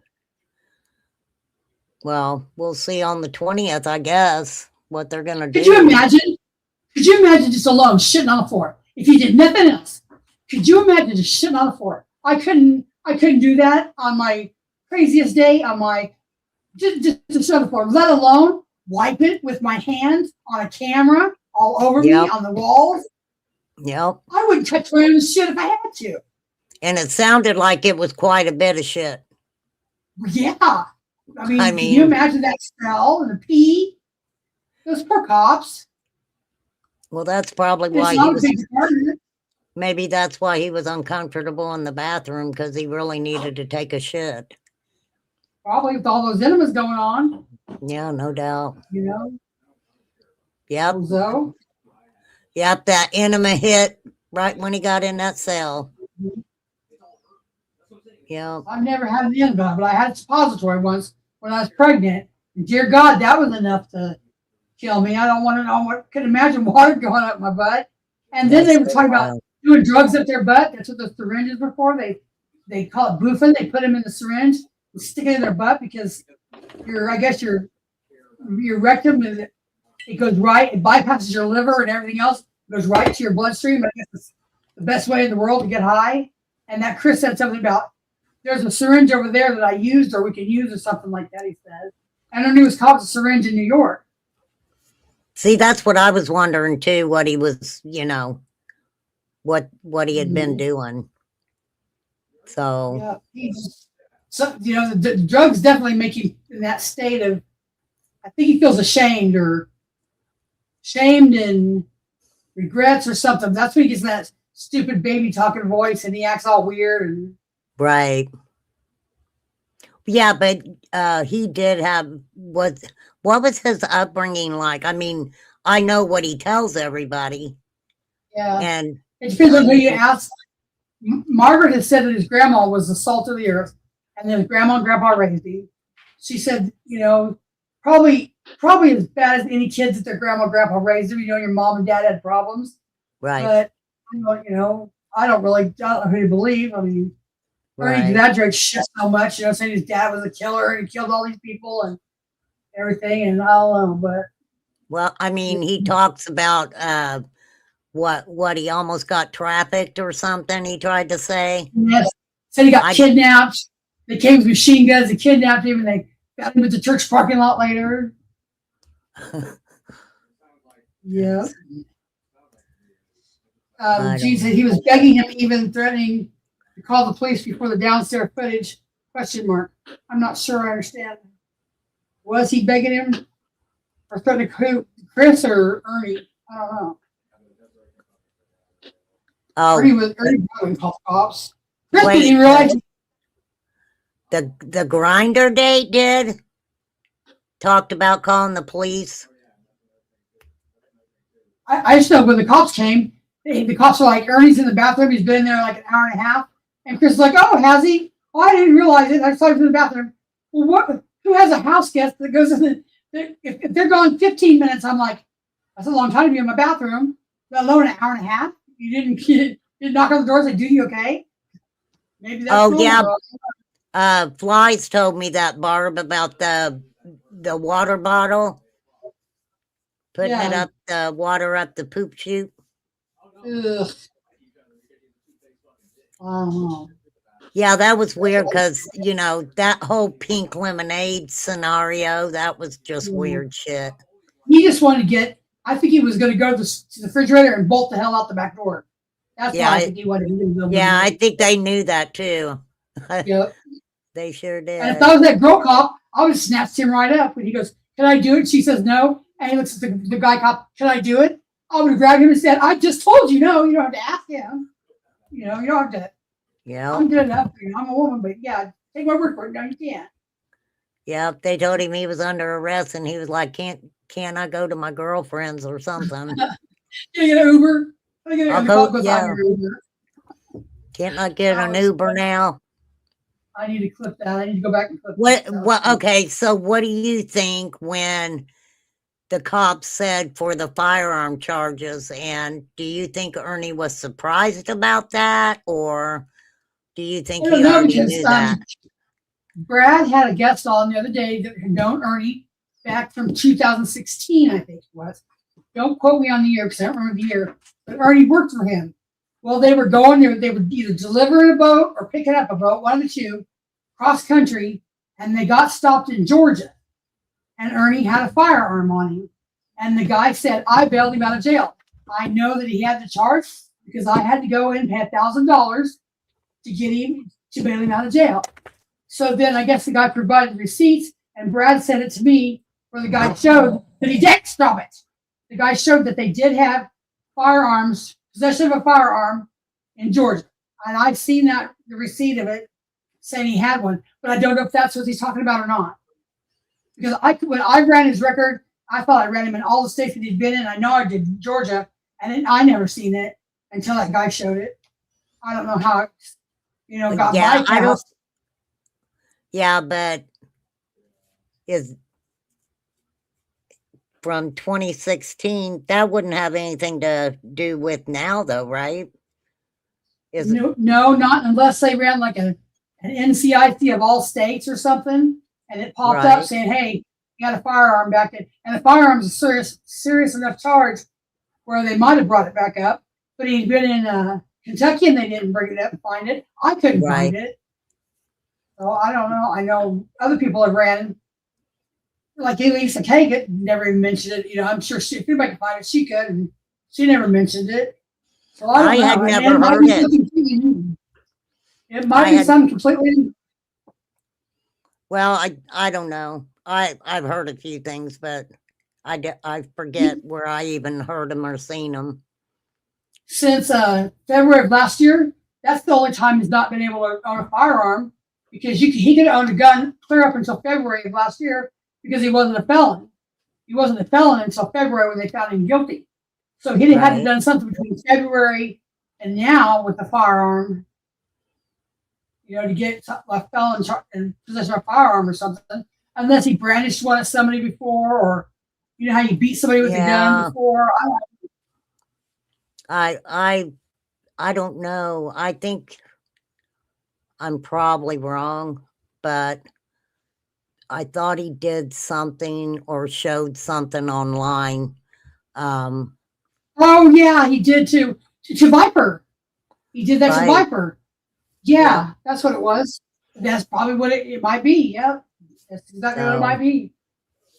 Brandishing a firearm or something like that. Yeah, because Viper spoke about it openly, saying, you know, everybody's wondering why Viper cares so much, or what it means to Viper, why Viper's doing this and this. He said, when a man, you know, says he's going to come shoot you and your wife, and Yep, he shows a gun, I have a vested interest in getting you put back in jail. you or better going raise believe it.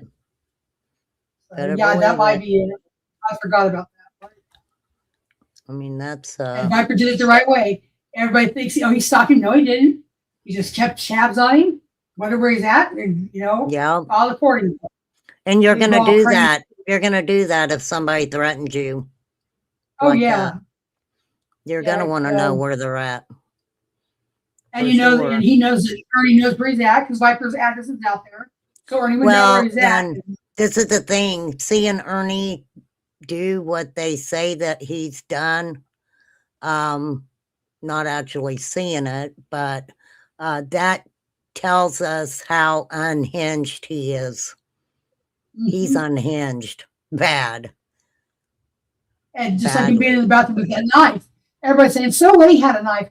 All it would take is for Chris to come in that door unexpectedly, to slip him the wrong way, and he was holding that knife like a killer does. That's what I thought about too.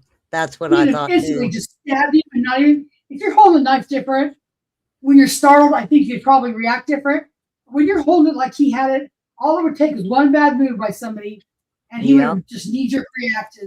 And what if Chris would have had a weapon and seen the knife and shot Ernie before Ernie could stab him? You know, it Yep. could have gone bad really, really, really fast. But Yeah, he was you weird really to could get around have. that bathroom. Well, I mean, I made that he, clip today. I he slowed it down. he- Go ahead. No, go ahead. You slowed it down and what? I slowed the video down and watching that in slow motion, watching him walk through that bathroom, and the way he held that knife, the way he was looking around, was so much like a weird movie. Just you're just a weirdo. You're just a weirdo. Yeah, Some people say, "Oh, Ernie's in it. He's harmless. He wouldn't hurt anybody." Yeah, when he's in one of his personalities that you might know, but Yeah. you know, you never know. yeah. Well, I mean, he just, puts out this, that he's had this life that is just, I mean, some of it's really bad. And it's like, dude, and some of it is for sympathy. He Yeah, like you said, definitely, He said, I went to the police station when I was 18 because all I ever wanted to be was a cop. And I turned in my application and they wadded it up and threw it in the trash. Well, then go to a different precinct, idiot. Go to a different county. If it's all Yep. you've ever wanted to be and your dream, yeah, go to a different county. You didn't stay in that county. That's why his stories, there's no follow through, just bullshit he said. His dad made him stand on a wet blanket while he electrocuted him. okay. My dad electrocuted me too. He used to work on lawnmowers. They say, come over, Sissy, and hold this thing for me. And I hold Yep. the wire and he pulled the thing, and it was just Yep. laugh at me. You know, so I guess Yep. my dad's toxic to me too. Yep. Just made me Yep. stronger. My brother-in-law used to do that to people. They'd work on cars and he'd rig it up where they'd get in the car, go to start it, and they'd get a little shock. Mm-hmm. Yeah. It just reminds you that you were alive. Yeah, but it didn't hurt. But Yeah. just some of the shit he For comes up sure. with. And then they made him, his dad taped him to a tree, taped his arms to a tree, made him hang there and do push-ups. Okay, Ernie, sure he did. We were kidnapped with machine gun, returned to the church parking lot. Sure you were, Ernie. You know, Yeah. Shelby doesn't have all these stories, just Ernie. His sisters don't have all these stories, just Ernie. Yeah. I mean, and this is the thing too. When you look at his brothers in prison and some of the evidence, you have to question it. I'll just say that. I mean, none of that makes any sense. Yeah, I do So, believe Shelby's where he needs to be. You know, whether he did yeah, the murder or not, I do believe Shelby's right where he needs to be. And he's right, probably right. needs to stay there. right. I I don't know. know. I've never I been to mean, the free Shelby show. I've never been to that. No, I no, wouldn't mind no, on the streets. no. And there's people who said that too.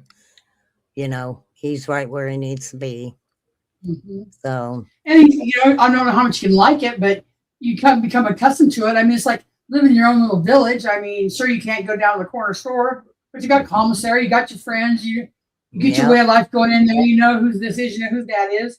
You know, Right. just got a Yep. bed, and just some people do better off when people tell them what to do. That's why I think Ernie did good in jail too, because he had a set schedule. He right. had a routine. None of the sisters are like that, so I don't know. None of them are run around shit. Yeah, So, I mean, that will blow my mind for forever. Forever. when That whole Ghost heard scenario. that, I about died. I was like, no damn way. No way. Oh, I didn't show you. Just- I didn't show you. I didn't show you. Shitting's one thing. Wiping it on the camera, that's a whole nother basement of crazy. Yeah, they said he had it all over. He had it Oh my- so much on him that Ugh. the officers had trouble getting a hold of him Yeah, because can he you was imagine covered in sliding? it. Yeah, having a slippery slide like in shit and piss, and you have to do Yeah. it. It's not like you can say, no, I'm not doing this unless you quit. And And then you you're can't trying put- to, yep, Yeah, trying there's to, only so much protective gear you can put on. yep, The smell. Ugh. yep.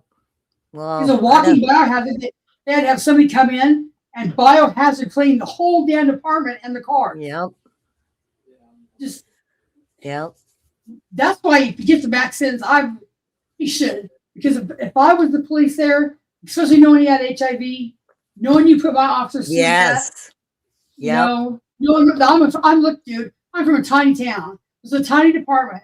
These folks probably never seen it. I heard it's common for prisoners to throw shit. But right, that's just like one pile of shit. I don't think Right. anybody would be geared up to wall around it. yep. Yeah, I That's can just- and then guarantee you I they're had not HIV. happy. Yeah, I would be. So- And that's what a DGN said that he called the DA in Arkansas. He wanted to make sure that Ernie wasn't going to skate out his charges down there. And he was saying, well, I guess DGN said something to the fact like, well, we just want to make sure that, he's, remember to, don't let him go. And the cop said, oh no, he harmed two of my officers. I'm not going to let it go. So, but I want a narrative report from that department like the other one gave, because he was also accused of having bodily fluids on the officer. But was that from the wreck and there were blood? Or did he throw piss and shit on them down there too? Because their narrative report wasn't in this Rock Hill, South Carolina. Oh no, not this one, but in Arkansas. It just said that they come upon him, he was one short, one sock, and they couldn't help him, so they took him by car to the Right, hospital. right. So, Yeah, dude, well- sure, there's more. Did they take him now? But Arkansas, did they take him to jail first, or did they take him straight to the hospital from the accident scene? They, from what I can interpret through the report, they took him in the police car to the police station. I mean, to the hospital. Right. I don't know why they didn't call an ambulance. They didn't think he needed an ambulance, I guess, but you know, he was all broken up, so they needed an ambulance, but I don't know. I guess he said he was airlifted or something. I don't believe that ever happened. That wasn't in the report. Yeah, that wasn't in the report either, was it? No. I'm going to get that report and put them out like I did these, just with no sound to let people read them at their own leisure and use them on their channel if they want to. You can start it and stop it if you want to. I'm going to try to get all the reports. Yeah, this is just a report of the $10,000 property failure to that was one for bail jumping, yeah. Not taking the property back. That, disposition of property or something like that. I can't remember the exact term of it. You know, Shelby's got that weird murder charge. It's complacency to commit murder. And Ernie's got this. Ernie's got this weird charge of not bringing shit back like you're supposed to. Is what it basically means. About how it's worded. It's worded really strange. Well, yeah. Okay. This is the van incident where he was walking up and down the highway, right? No, this is when he was on the run in York, South Carolina. Oh, that's right. I'm sorry. Yeah, at Agent Helms' house. He was staying with Agent Helms. What Barb said was Emily agreed to have him come and stay there because he was supposed to do some work on her condo, but he never did. She's probably lucky that he. In this report, it's where it says HIV and it says yes. But then another report places the same report. It says HIV and it says no. I think it's where the officer filled it out, it said yes, and where Ernie filled it out, it said no. But he said he was taking the medicine Victarvy. Now, did he mispronounce that on purpose so nobody would look it up? Or did he say Victarvy and they didn't understand it? Right. But yeah, he said he was taking that medicine. But I don't know. But it just said right there, this police report, I'm surprised they let out as much information on that police report as they did, because I would think that his medical condition and everything like that would have been redacted. Right. Just, I know they don't have to comply with HIPAA, but I just thought, they probably redact that. Right. Just let it all out there. But if he Death told by me no. Yeah, death by failure is something. Yeah. That's the $10,000. And Hey, give me latest, Constance, give me 1 second. Okay. Give me 1 second, girl. Definitely. Thank you, Jean. Renee confirmed the work on Emily's condo. Renee used to talk to her. Oh. The only thing that kills me about that, Barb, is when we listened to the phone calls, Agent Helms either emailed him, I think it was an email. Agent Helms emailed him and said something about liking him, and Ernie goes, "So you still like me? You still like me?" Like he was in 3rd grade. "You still like me too?" And she must have said yes or something like that. But he put her down too. I can't remember what he said about her, but he had some shit to talk about her. I just don't remember what it was. Yeah, and I know Renee talked to the other day. Oh, Barb said he took him in the car because he fought the paramedics and cops. Oh. HIPAA only applies between your doctor or your medical provider and you. Like, I can talk about Ernie's medical. The jail can talk about Ernie's medical because they're not bound by HIPAA. Just your doctor or your physician or your caretaker, nurse, people in the medical field like that. Okay, sorry, girl. That's okay. They have a working relationship with you. But yeah, he should really have Renee's money now this time in jail. That's going to hurt him. Yeah, he's really messed up this time. Yeah, all of his penny piggies, Maggie, Maggie from Florida, not the other Maggie. Maggie from Florida, Renee. Who else was giving him big money down there? The guy that was in jail with him was on Brad's channel. And he said Ernie always had a big old $50 bag of commissary every week. He had, honey buns and shit like that to trade out, and he was always on the phone. That phone's like, I don't know, $5 for 15 minutes. Yeah, that's expensive. Mm-hmm. Those phones, yeah. He I wonder, did Grinder, they don't make any money, right? No, that's just a dating hookup site. That's just where they I'm sure you can make money on the side. Yeah, like once you get the guy's number, you can tell him what you're into, and like I'm gay for pay, or I charge, or do you charge? I'm sure that's a lot of web prostitution on there.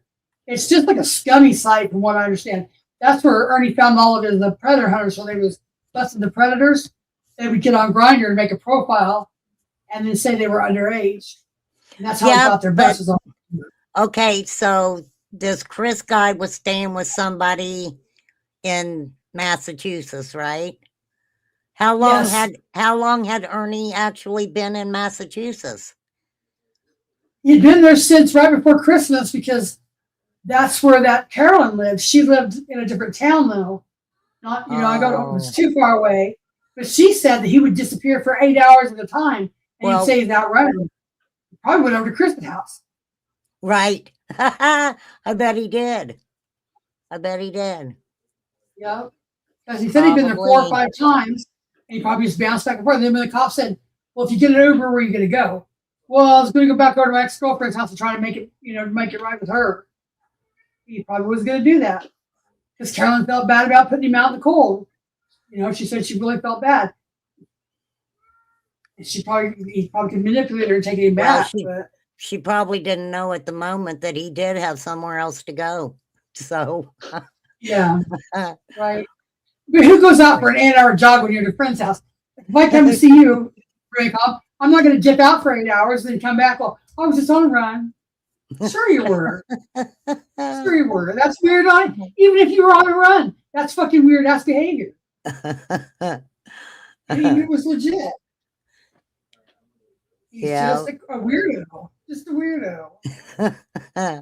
He just needs to get a job, get out of jail, get a job, find a roommate, because I think at this point he's beyond getting a house on his own. I don't think that he's ever going to be capable. He might even be able to apply for Social Security. He might be playing that crazy card enough that he might be unemployable. I don't know. Because he says he's got all these credentials and these grand jobs. Know. But you have a damn job. Well, so why aren't you making $30,000 a year? With all the jobs Ernie says that he has, if he can draw his Social Security, make a little money off of all those jobs, he'd be making bank, wouldn't he? I bet he hasn't paid enough in Social Security to even draw the Social Security. Probably just get the SSI or supplement or whatever. Right. I bet he hasn't. That's why I think he's got all these uniforms for all these jobs. He says, where do you think I got those uniforms, Constance? Well, I think you probably went and got the job, but I don't think you stayed through it. And when he gave me his resume, because he was investigating me, Connie, investigate me, do what you want to. And he told me what these jobs he had. He gave me his resume. And when I went to look at him, all of them were so damn old that people were like, how the fuck do I know who worked here in 2000? Right. And I'm like, well, that's probably true. And that's just somebody that worked with him. But I just want to know, was he a good employee? Would you hire him again? That's all I was going to ask. Was he a good employee? Would you hire him again? And what skills did he have to have for the job? That's all I want to know. Because every time he said he was out hunting predator kids, I said, what skill set do you have to rescue children? How do I know that you have the skills to go out and rescue a child? Where did you learn those skills? Who trained you? Where did you go to college? You're just a hater. You're just a hater. Well, I mean, he has a way with words, but you can tell. This is funny because I was watching Ernie say something one night, and I Googled what he said, and he was basically reading it off of Google is what he was doing. I was like, yeah, he was reading it off of Google. And I was like, you Googled it, Ernie. You didn't do it. You Googled it. There's a difference. That's what he has those little stammering things when you ask him a question, and he'll repeat the question back to you. What do you mean? And he'll say the question. Well, he's heard me ask the question. Why'd you repeat it again? Because he had to have time to Google or something. Yep. Yeah, that's you know, Ernie, if you tell Ernie he's lying about something, he tells you have to show him where he's lying. Yeah, So, prove me wrong. Prove him He came wrong. up with Yeah. that, I guess, after that, that guy that got killed, Charlie Kirk. I guess that's Yeah. Charlie Kirk was famous for Yep. saying, prove me wrong. But you can't prove a negative. How do I prove something that didn't happen? I can't prove Right. something that didn't happen. Right. It's your job. You make the claim. Anytime you're in a debate class or anytime you rule a debate, if you make the claim, you have the onus to prove it. It's not my job to prove your claim. You prove to me. Right. Right. And how hard if you're legit, have all these wonderful jobs, how hard would it be to throw me out a classy, sparkling resume? You know, Right. and I could look at that resume and said, you know what? Ernie's right. I checked his resume. It all checked out. And Right. he turned that into, well, Constance Sue said, can I join your team? I'll be the best asset you had. No, what I said was, had you given me a resume that was legit and, a good resume, I could have been the best asset you had because I could have went to the people Right. and said, yes, I proved, he proved himself Proved it. right. Yeah. But instead, everything had checked out and didn't check out. He did work for Jimbo, but he said he was a promoter or something. Jimbo said he hung flyers for me. I know every church is up their resume. Like Roseanne used to be a domestic household engineer or something, which is just the mom, find a fancy word for it. But other than that, I couldn't Yeah. find anything. One place he said he worked, people said he took a class from us. He didn't work here. He took a class from us. Wow. And then he said he was the defense tactical trainer for the Homeland Security. So I looked up their number where he said, I think it was South Carolina, where he said he did the seminar. And I called him up, and the lady goes, ma'am, I just have to ask this. Why do you really believe this guy? Do you really believe this guy? And I said, no, I don't believe him, but I need to prove that he didn't do it. She goes, Right. ma'am, it's obvious he didn't do it. I'm like, I know. I said, you know how crazy I sound calling you? Yes, I know I sound like a crazy woman, but I need just to verify it for my own self, to check it out. I need to prove it. And she's like, well, no, he didn't do anything like that for us. We have Right. our own team people. And I think what might have happened was Homeland Security might have been held a seminar somewhere. And then the Right. guys will be up there and they could have said, sir, would you like to help us demonstrate something? And they pick Right. it out to demonstrate something, Right. but not train them. How did I get the Yeah. shirt then? I don't know how you got the shirt, Ernie. I don't know how you got the shirt, but you didn't work there. You worked long enough to get the uniform. Well, I mean, my thing is like him allegedly going to Trump Tower. I'm like, why the fuck are you going to Trump Tower? I do believe he had that job. I think he really did have that job for 30 days. And I think Angelo might have verified that, but I'm not sure. But he works for Kelly Services. They're a temp agency. And I think it was just like a doorman job at Trump Towers. But it was only for 30 Right. days. It wasn't like he worked for Trump Towers. He worked for Kelly Services. I think is what I Right. found out. Because he had he said he had an acceptance letter, but somebody else said those letters are standard letters from Kelly saying like you've been hired or something like that. And Right. It wasn't near what Ernie.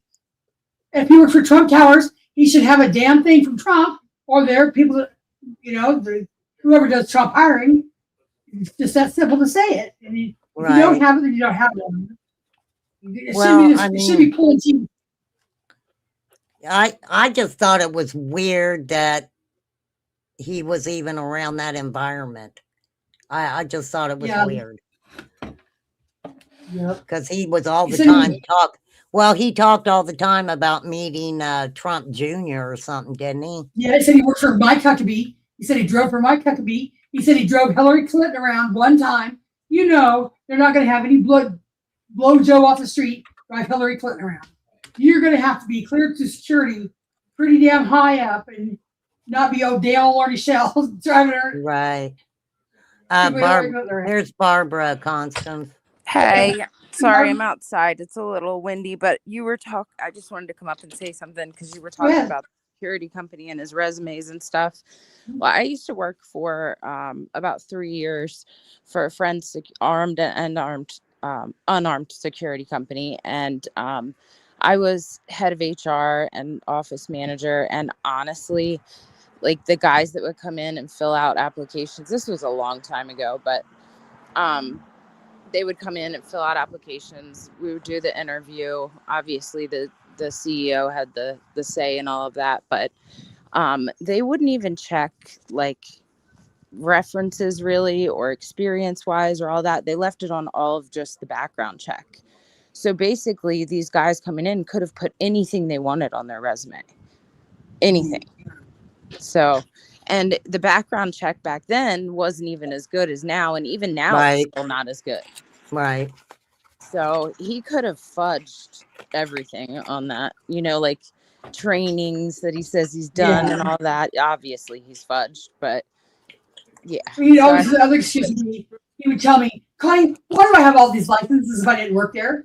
Because it's easy to pay $300 to get a license and never do it. I got my cosmetology license. I went to cosmetology school. I never worked a day in my life as a cosmetologist. I hated it. I didn't. I got, I finished school. I hated it, but I got a license. Right. And where I worked, we did our own licensing and all of that for a handgun. We had somebody come in from the police department there that was local and certify our guys. And then they also certified them and gotten them licenses through, you know, where they had to elsewhere with LE. But yeah, we outsourced just our local places. But yeah, Ernie could have fudged all of that. That's all I wanted to say. Because He said he got a college degree. Huh? He said he got a college degree from Kentucky, southwest of Kentucky or something like that college. Well, when Bullhorn Betty was, you know, bragging about her degree, she said, check out my degree. So she told me where she worked, and which college. I called it. They verified it. They said, yes, she did it in here. Yes, she did graduate. So I called up to that Kentucky. Oh, yeah. And it took me forever to get a hold of somebody. But the lady says, I can't tell you that information. Why the hell not? How do you verify someone's diploma then? Right. That's weird. He didn't go. He didn't go to college to get a business degree. Yeah. Yeah. No. Yeah, the background checks are all that we relied on. And like I said, it was so long ago and they sucked back then. Like they still suck. But so he definitely. Well, I'm surprised with him being in and out and being held for basically mental incompetence, how they haven't kind of stated he wasn't allowed to have firearms. I have. Is that why? I got a clip. You're right. I know what you're saying now. I just came across it. And it was Ernie bitching about why he got turned down for a firearm. Yeah. Oh, give me a minute. Let me go find that wow. clip. Let me go find that. I mean, it's just a picture, but I'll read it to you because I just now found that. Just give me a second. You guys talk. I'll be right back. Was where somebody else found it. It might have been Tina saying, why did you apply for a gun or a gun license or something? And he got shot down. Somebody said it, found it, I think.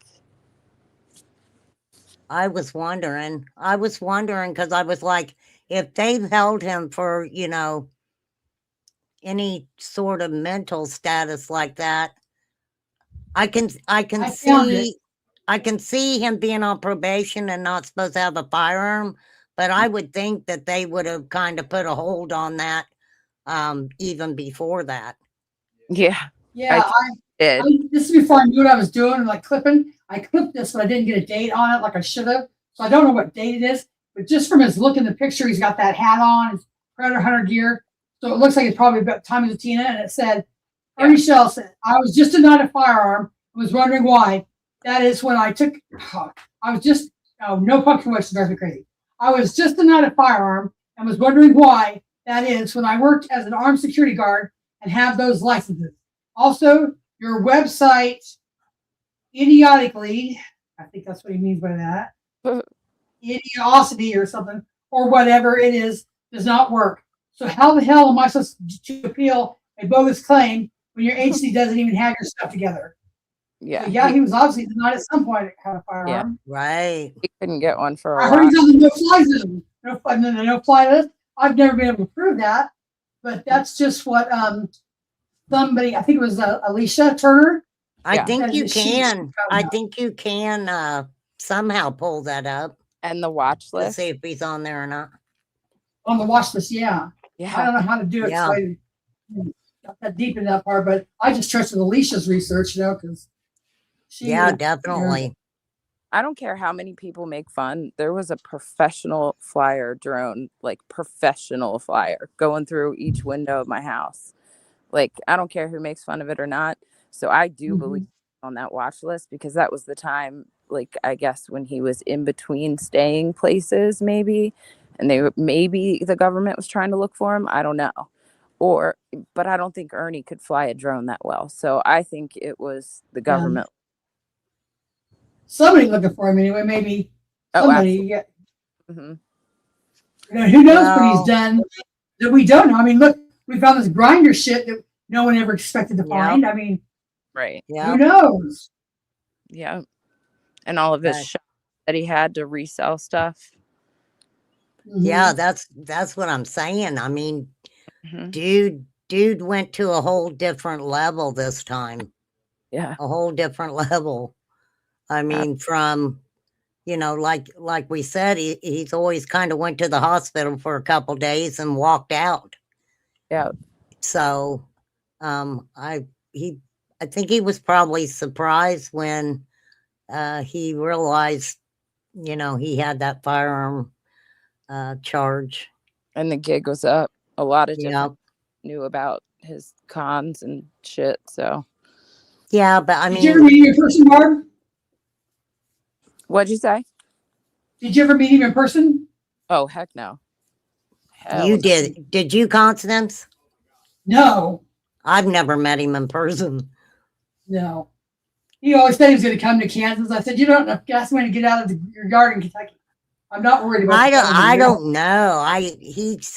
He's got a creep level to me that I don't think I would want him anywhere around. Yeah, that's honestly. what somebody in chat just the other night. I don't know who it was. I can't remember the name, but she said she met Ernie. She lived in Tennessee, and she met Ernie. And she said he gave me creep vibes. She met him Yeah. with Jimbo. I forget I who the can girl's name was. imagine. Mm.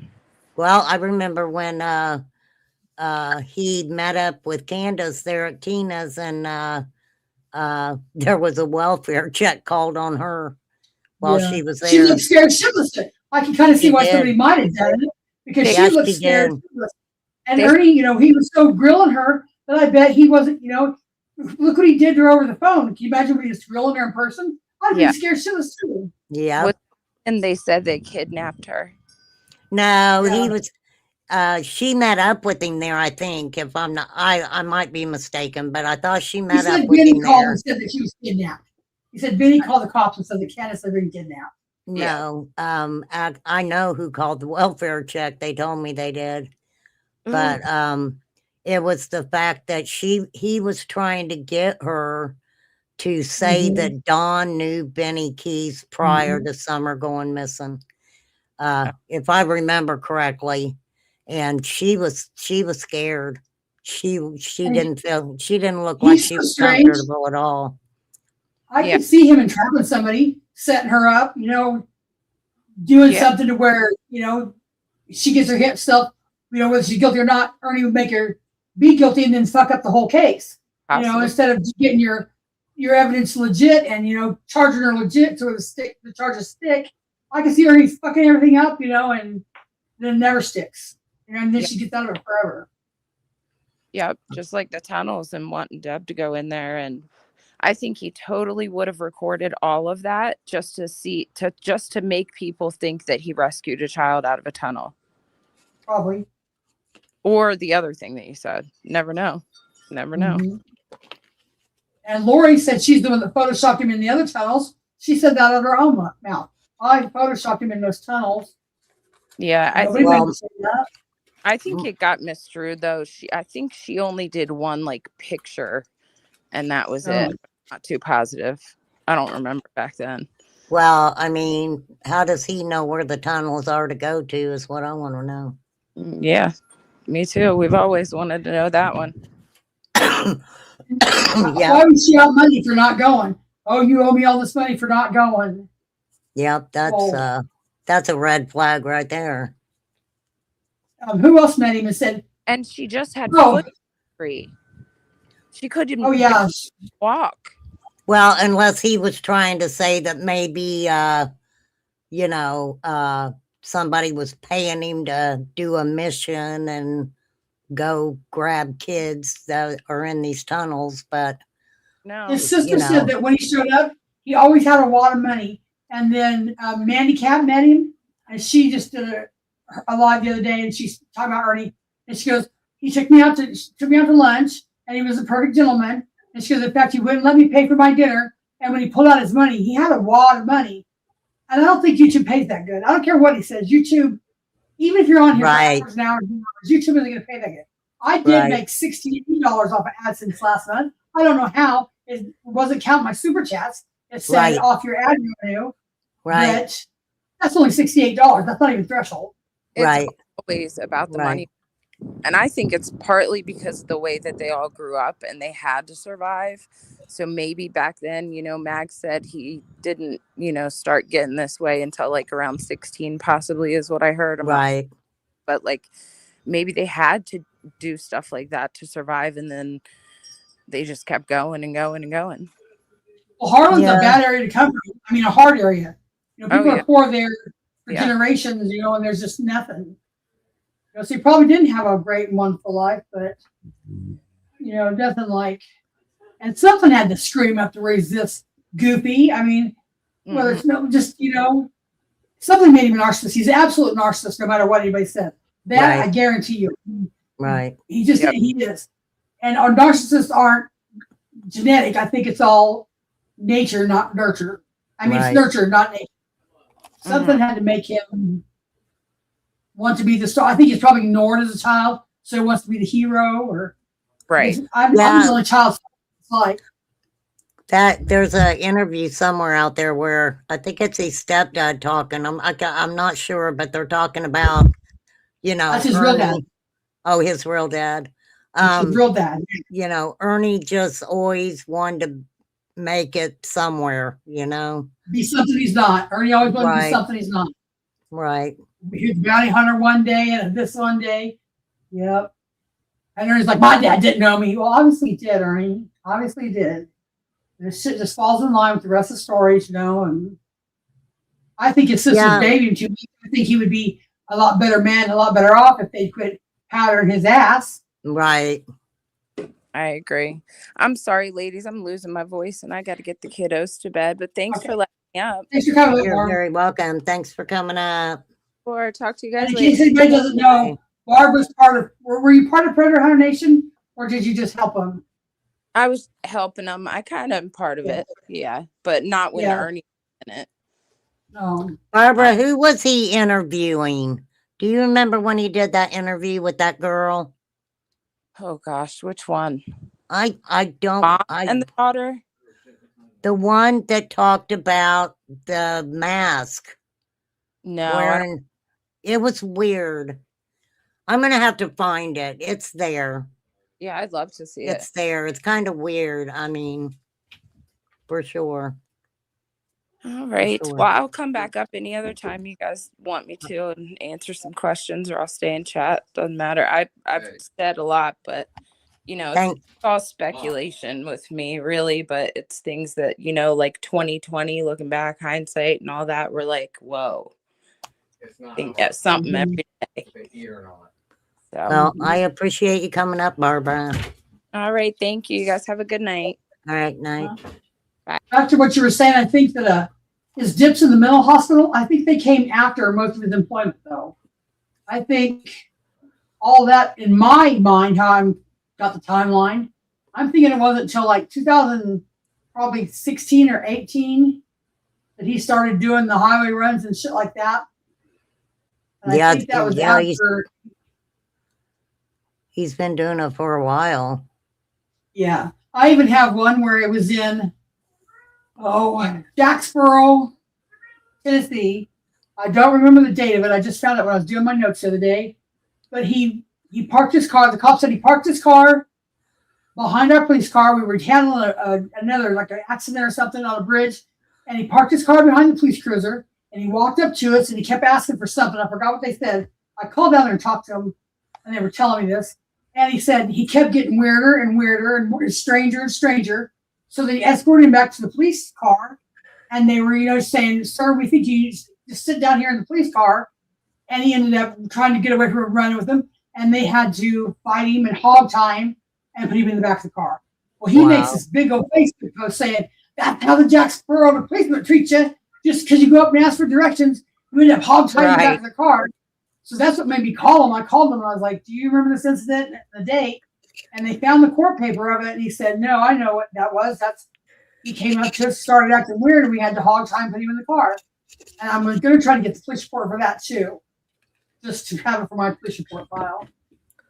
Well, nothing that he does is going to ever surprise me again. Oh, no. No. But yeah, we just have to wait until the 20th when he goes to court, see what they're going to do. So, and the 20th is just a competency hearing. That's what I was going to say. That's just a competency. Yeah. Yeah.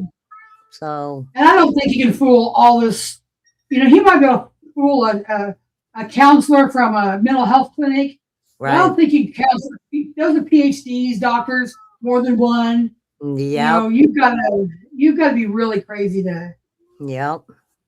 And all he's going to do if he's found crazy, they're just going to keep him there until he's sane. They just keep you until you're able to help with the trial, and then you go back to trial. So he's not really doing anything to delaying it. I guess it all depends on how he likes to stay at the inn. At the Bridgewater, yeah. At the Bridgewater Inn, yeah. If it's not too bad, then he'll stay there. Lord help us, Constance. Yes. For sure. Poor guy. I don't feel sorry for him at all. I'm going to drop the link to your channel, Constance. His incident in Jacksboro was May 11th, 2020. And I got the court number. And his charge was disorderly conduct, resisting arrest, the city police on May 10th. I got that for his Facebook. Well, and his call at Phil's house was in 2021 when he's creeping all around saying, "Do I have to stay here? Can I leave?" And they're like, "Sir, you're free to leave if you want to, but if you call us back one more time, you're going to jail." Well, I'm telling you, he we'll see what happens, I guess. I mean, as my dad would say, you screwed the pooch this time. But I do believe that he honestly thought he was going to go and do what has always happened everywhere else he's always been at. And, they took him because, they said he started getting unruly and when they were trying to book him.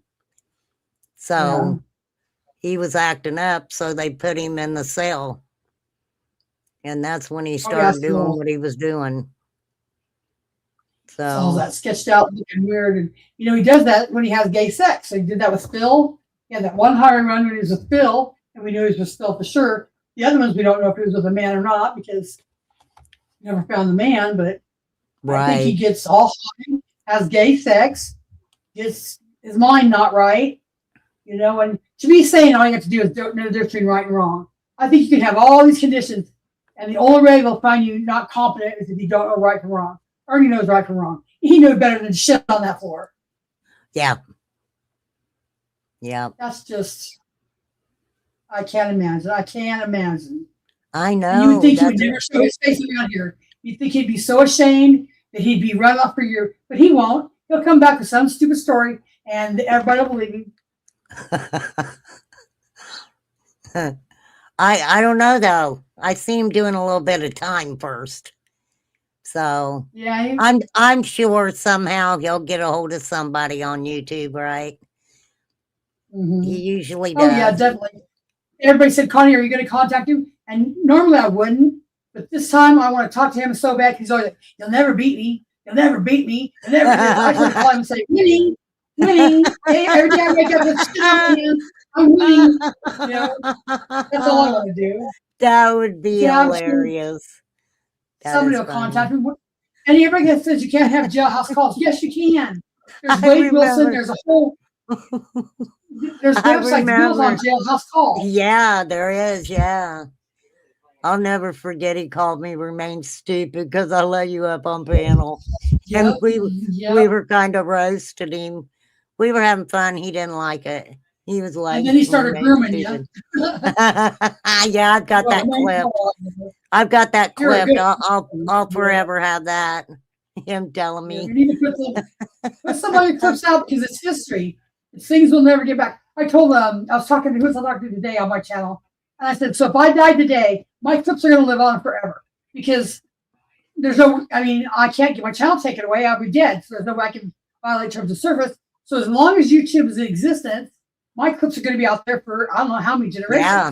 And Yep. that's kind of cool. And you know, Yep. your kids and your grandkids, you know where you're coming from. And then somebody might one day say, "Who the hell's Ernie Shell?" And they'll say, Right. "Well, you know, we got all these clips of these people, you know." And Yep. if you're doing the Summer Wells case, and you know, got even everybody's different. Everybody said gets mad. Well, you know, you don't share the Ernie content. This is my, Right. you know, Ernie's my locale. And don't do that. I'm the Yeah. opposite. I want everybody because I want 40 different reactions to me. I love everybody's different reaction. I want know. Me everybody too. and have Me everybody too. laugh at him just to have everybody's take on it. Because you might see something I Well, don't. I might see something you don't.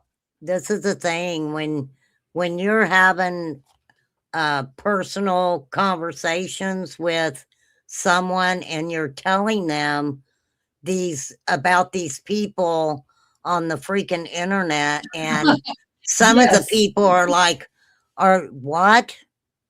What?" Yep. You know, Ted and knows who I'm like, Ernie is "Yeah." now. He I'm told like, me I "Yeah." was on Ernie's channel and he was bitching at me and Ted walked by and goes, "Is that Ernie?" I said, "Yeah, that's Ernie."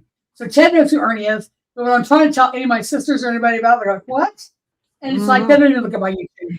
But yeah, you Yep. know, my son's like, you know, whatever, mom. I was like, well, just don't let, you know, the baby, my grandbaby sticks, you know, cuss sometimes. Right. Right. It's going to be, well, I'm like Gypsy. It's going to be my legacy to my children. Yep. That's why I try not to make an ass out of myself or lie, come unhinged, you know, things like that. I try not to lie, but I always make an ass out of myself somehow. That's just the way it is for I me. was thinking about today, I need to give my son my password because if I die, I want somebody to notify YouTube. Plus, I want him to, you know, will he get my AdSense check from here on? Because as long as I'm in the AdSense program, even if I make 30 cents, who's going to collect my check for me? Right. I might as well set it up for them because residual income from here for years on out. My best clips I have now are the ones I made way back when of Andrew Hills. They're the ones that have the most hits. They're the ones I make the money off of because they're up to over 5,000 views now. But it's just because it's over time. Right. Over 4 years, enough people have watched them. Right. You know? And I was, you know, kept thinking, Ernie, if you're going to make an ass of yourself, go big or go home. Make us famous. Get on YouTube, get on Netflix so I can do it. You know, that's what he does. That's what he said, though, Constance. One of his last videos, I remember he was like, I'm going to be gone for a while and it's going to be big and, you know, people's going to talk about if the news doesn't talk about it. And it's like, dude, you was made on the 3 news, newspapers. He sure the Harlem was. paper picked it up. Another one picked it up. But I need him to go bigger because I didn't get enough attention. I need him to go Netflix big. So they'll say, well, who was this girl that always covered him? That was me. I want someone to play me. Christy, Christy, what's her name? Like Christy Alley. Everybody said it was like Christy Alley, but she's dead. But who am I going to get me to play in the Netflix video? But he needs to go a little bit crazier. Yep. Get known in where was he at in Massachusetts not Massachusetts, but Minnesota. You should have done something there to get known, you know, on the local news so we could all be famous.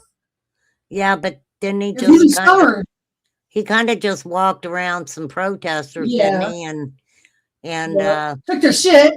Took their shit, like yeah. He was at a Tupperware party. Remember, you get free things at the Tupperware party? He was grabbing that bag around and going, pick one thing you want. You can have one thing. That is so funny.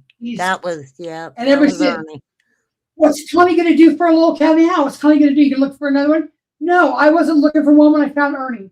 Right. I legit seeking, I legit want to know about it. I can't imagine Right. seeking somebody out to cover. It just Right. doesn't feel organic. And Right. I've got clips that I could clip down, still not get them done in a year. And I want to put them Right. out just for history. And if people don't want to watch the Ernie content, they don't have to. I'm so tired of what I'm No, saying. definitely. Content now. I'm going to cover Ernie. I'm going to cover Well, Ernie yeah. because he's, you know, No reason he's not coming to. back. I know he'll be back. Yep. And when they write his life story, you know, when he's famous, they're going to need my input. So my clips will be out. Girl, just write a book about him. That's Viper's job. Viper is doing that, honestly. Viper is writing a book about him. Oh, nice. He's All writing a book right. about people we meet on the internet, how we don't know who they really are. Yes. And I think Ernie either has a chapter in there or something like that. But yeah. Yeah, Viper's Ernie really could doing have it. his whole, he could have a whole book. Yeah, it's like, who are you Yeah. talking to while you're online? Something like that. Oh, He's doing. yeah, Angelo, I want to read that when you're done. Yeah, me For too. real. It is kind of Maybe crazy. that book will get a movie deal. Ernie wants a book deal. It's called Who the Hell is Ernie Shell? Well, that would be. Can you imagine his nephews and nieces from years on out? Like, yeah, we had a crazy old Uncle Ernie. He always thought he was a bounty hunter. You know, I'm sure they'll have all these stories to tell about crazy Uncle Yeah. Ernie. No doubt. No doubt. That's funny. Yep, crazy Mhm. Uncle Ernie. All right, girl. I've been on here 3 hours. Okay. I'm gonna get my butt off Well, here. thanks for having me. Girl, come up You're free to anytime use you my want. stuff anytime you want. Thank you, ma'am. I appreciate I'll you. see you later. All right, bye, girl. Bye-bye. Thank you, ladies, for coming up. Constant Sue's my go-to with Ernie stuff. I appreciate everybody. Barbara, thank you. I appreciate you. Thank you, mods. I know you're hiding. I appreciate you. I will be doing a proper live on the Nancy Guthrie case. Also, there's a case Poppy's been watching on Court TV. I want to talk a little bit about that. And I don't know what else. You never know what we're going to talk about over here. You don't. You just don't. We talk a little bit about everything. Thank you very much. Peace out. Be you, do whatever you want. You're all grown ass adults. Go have fun. Thank you. Peace out, guys.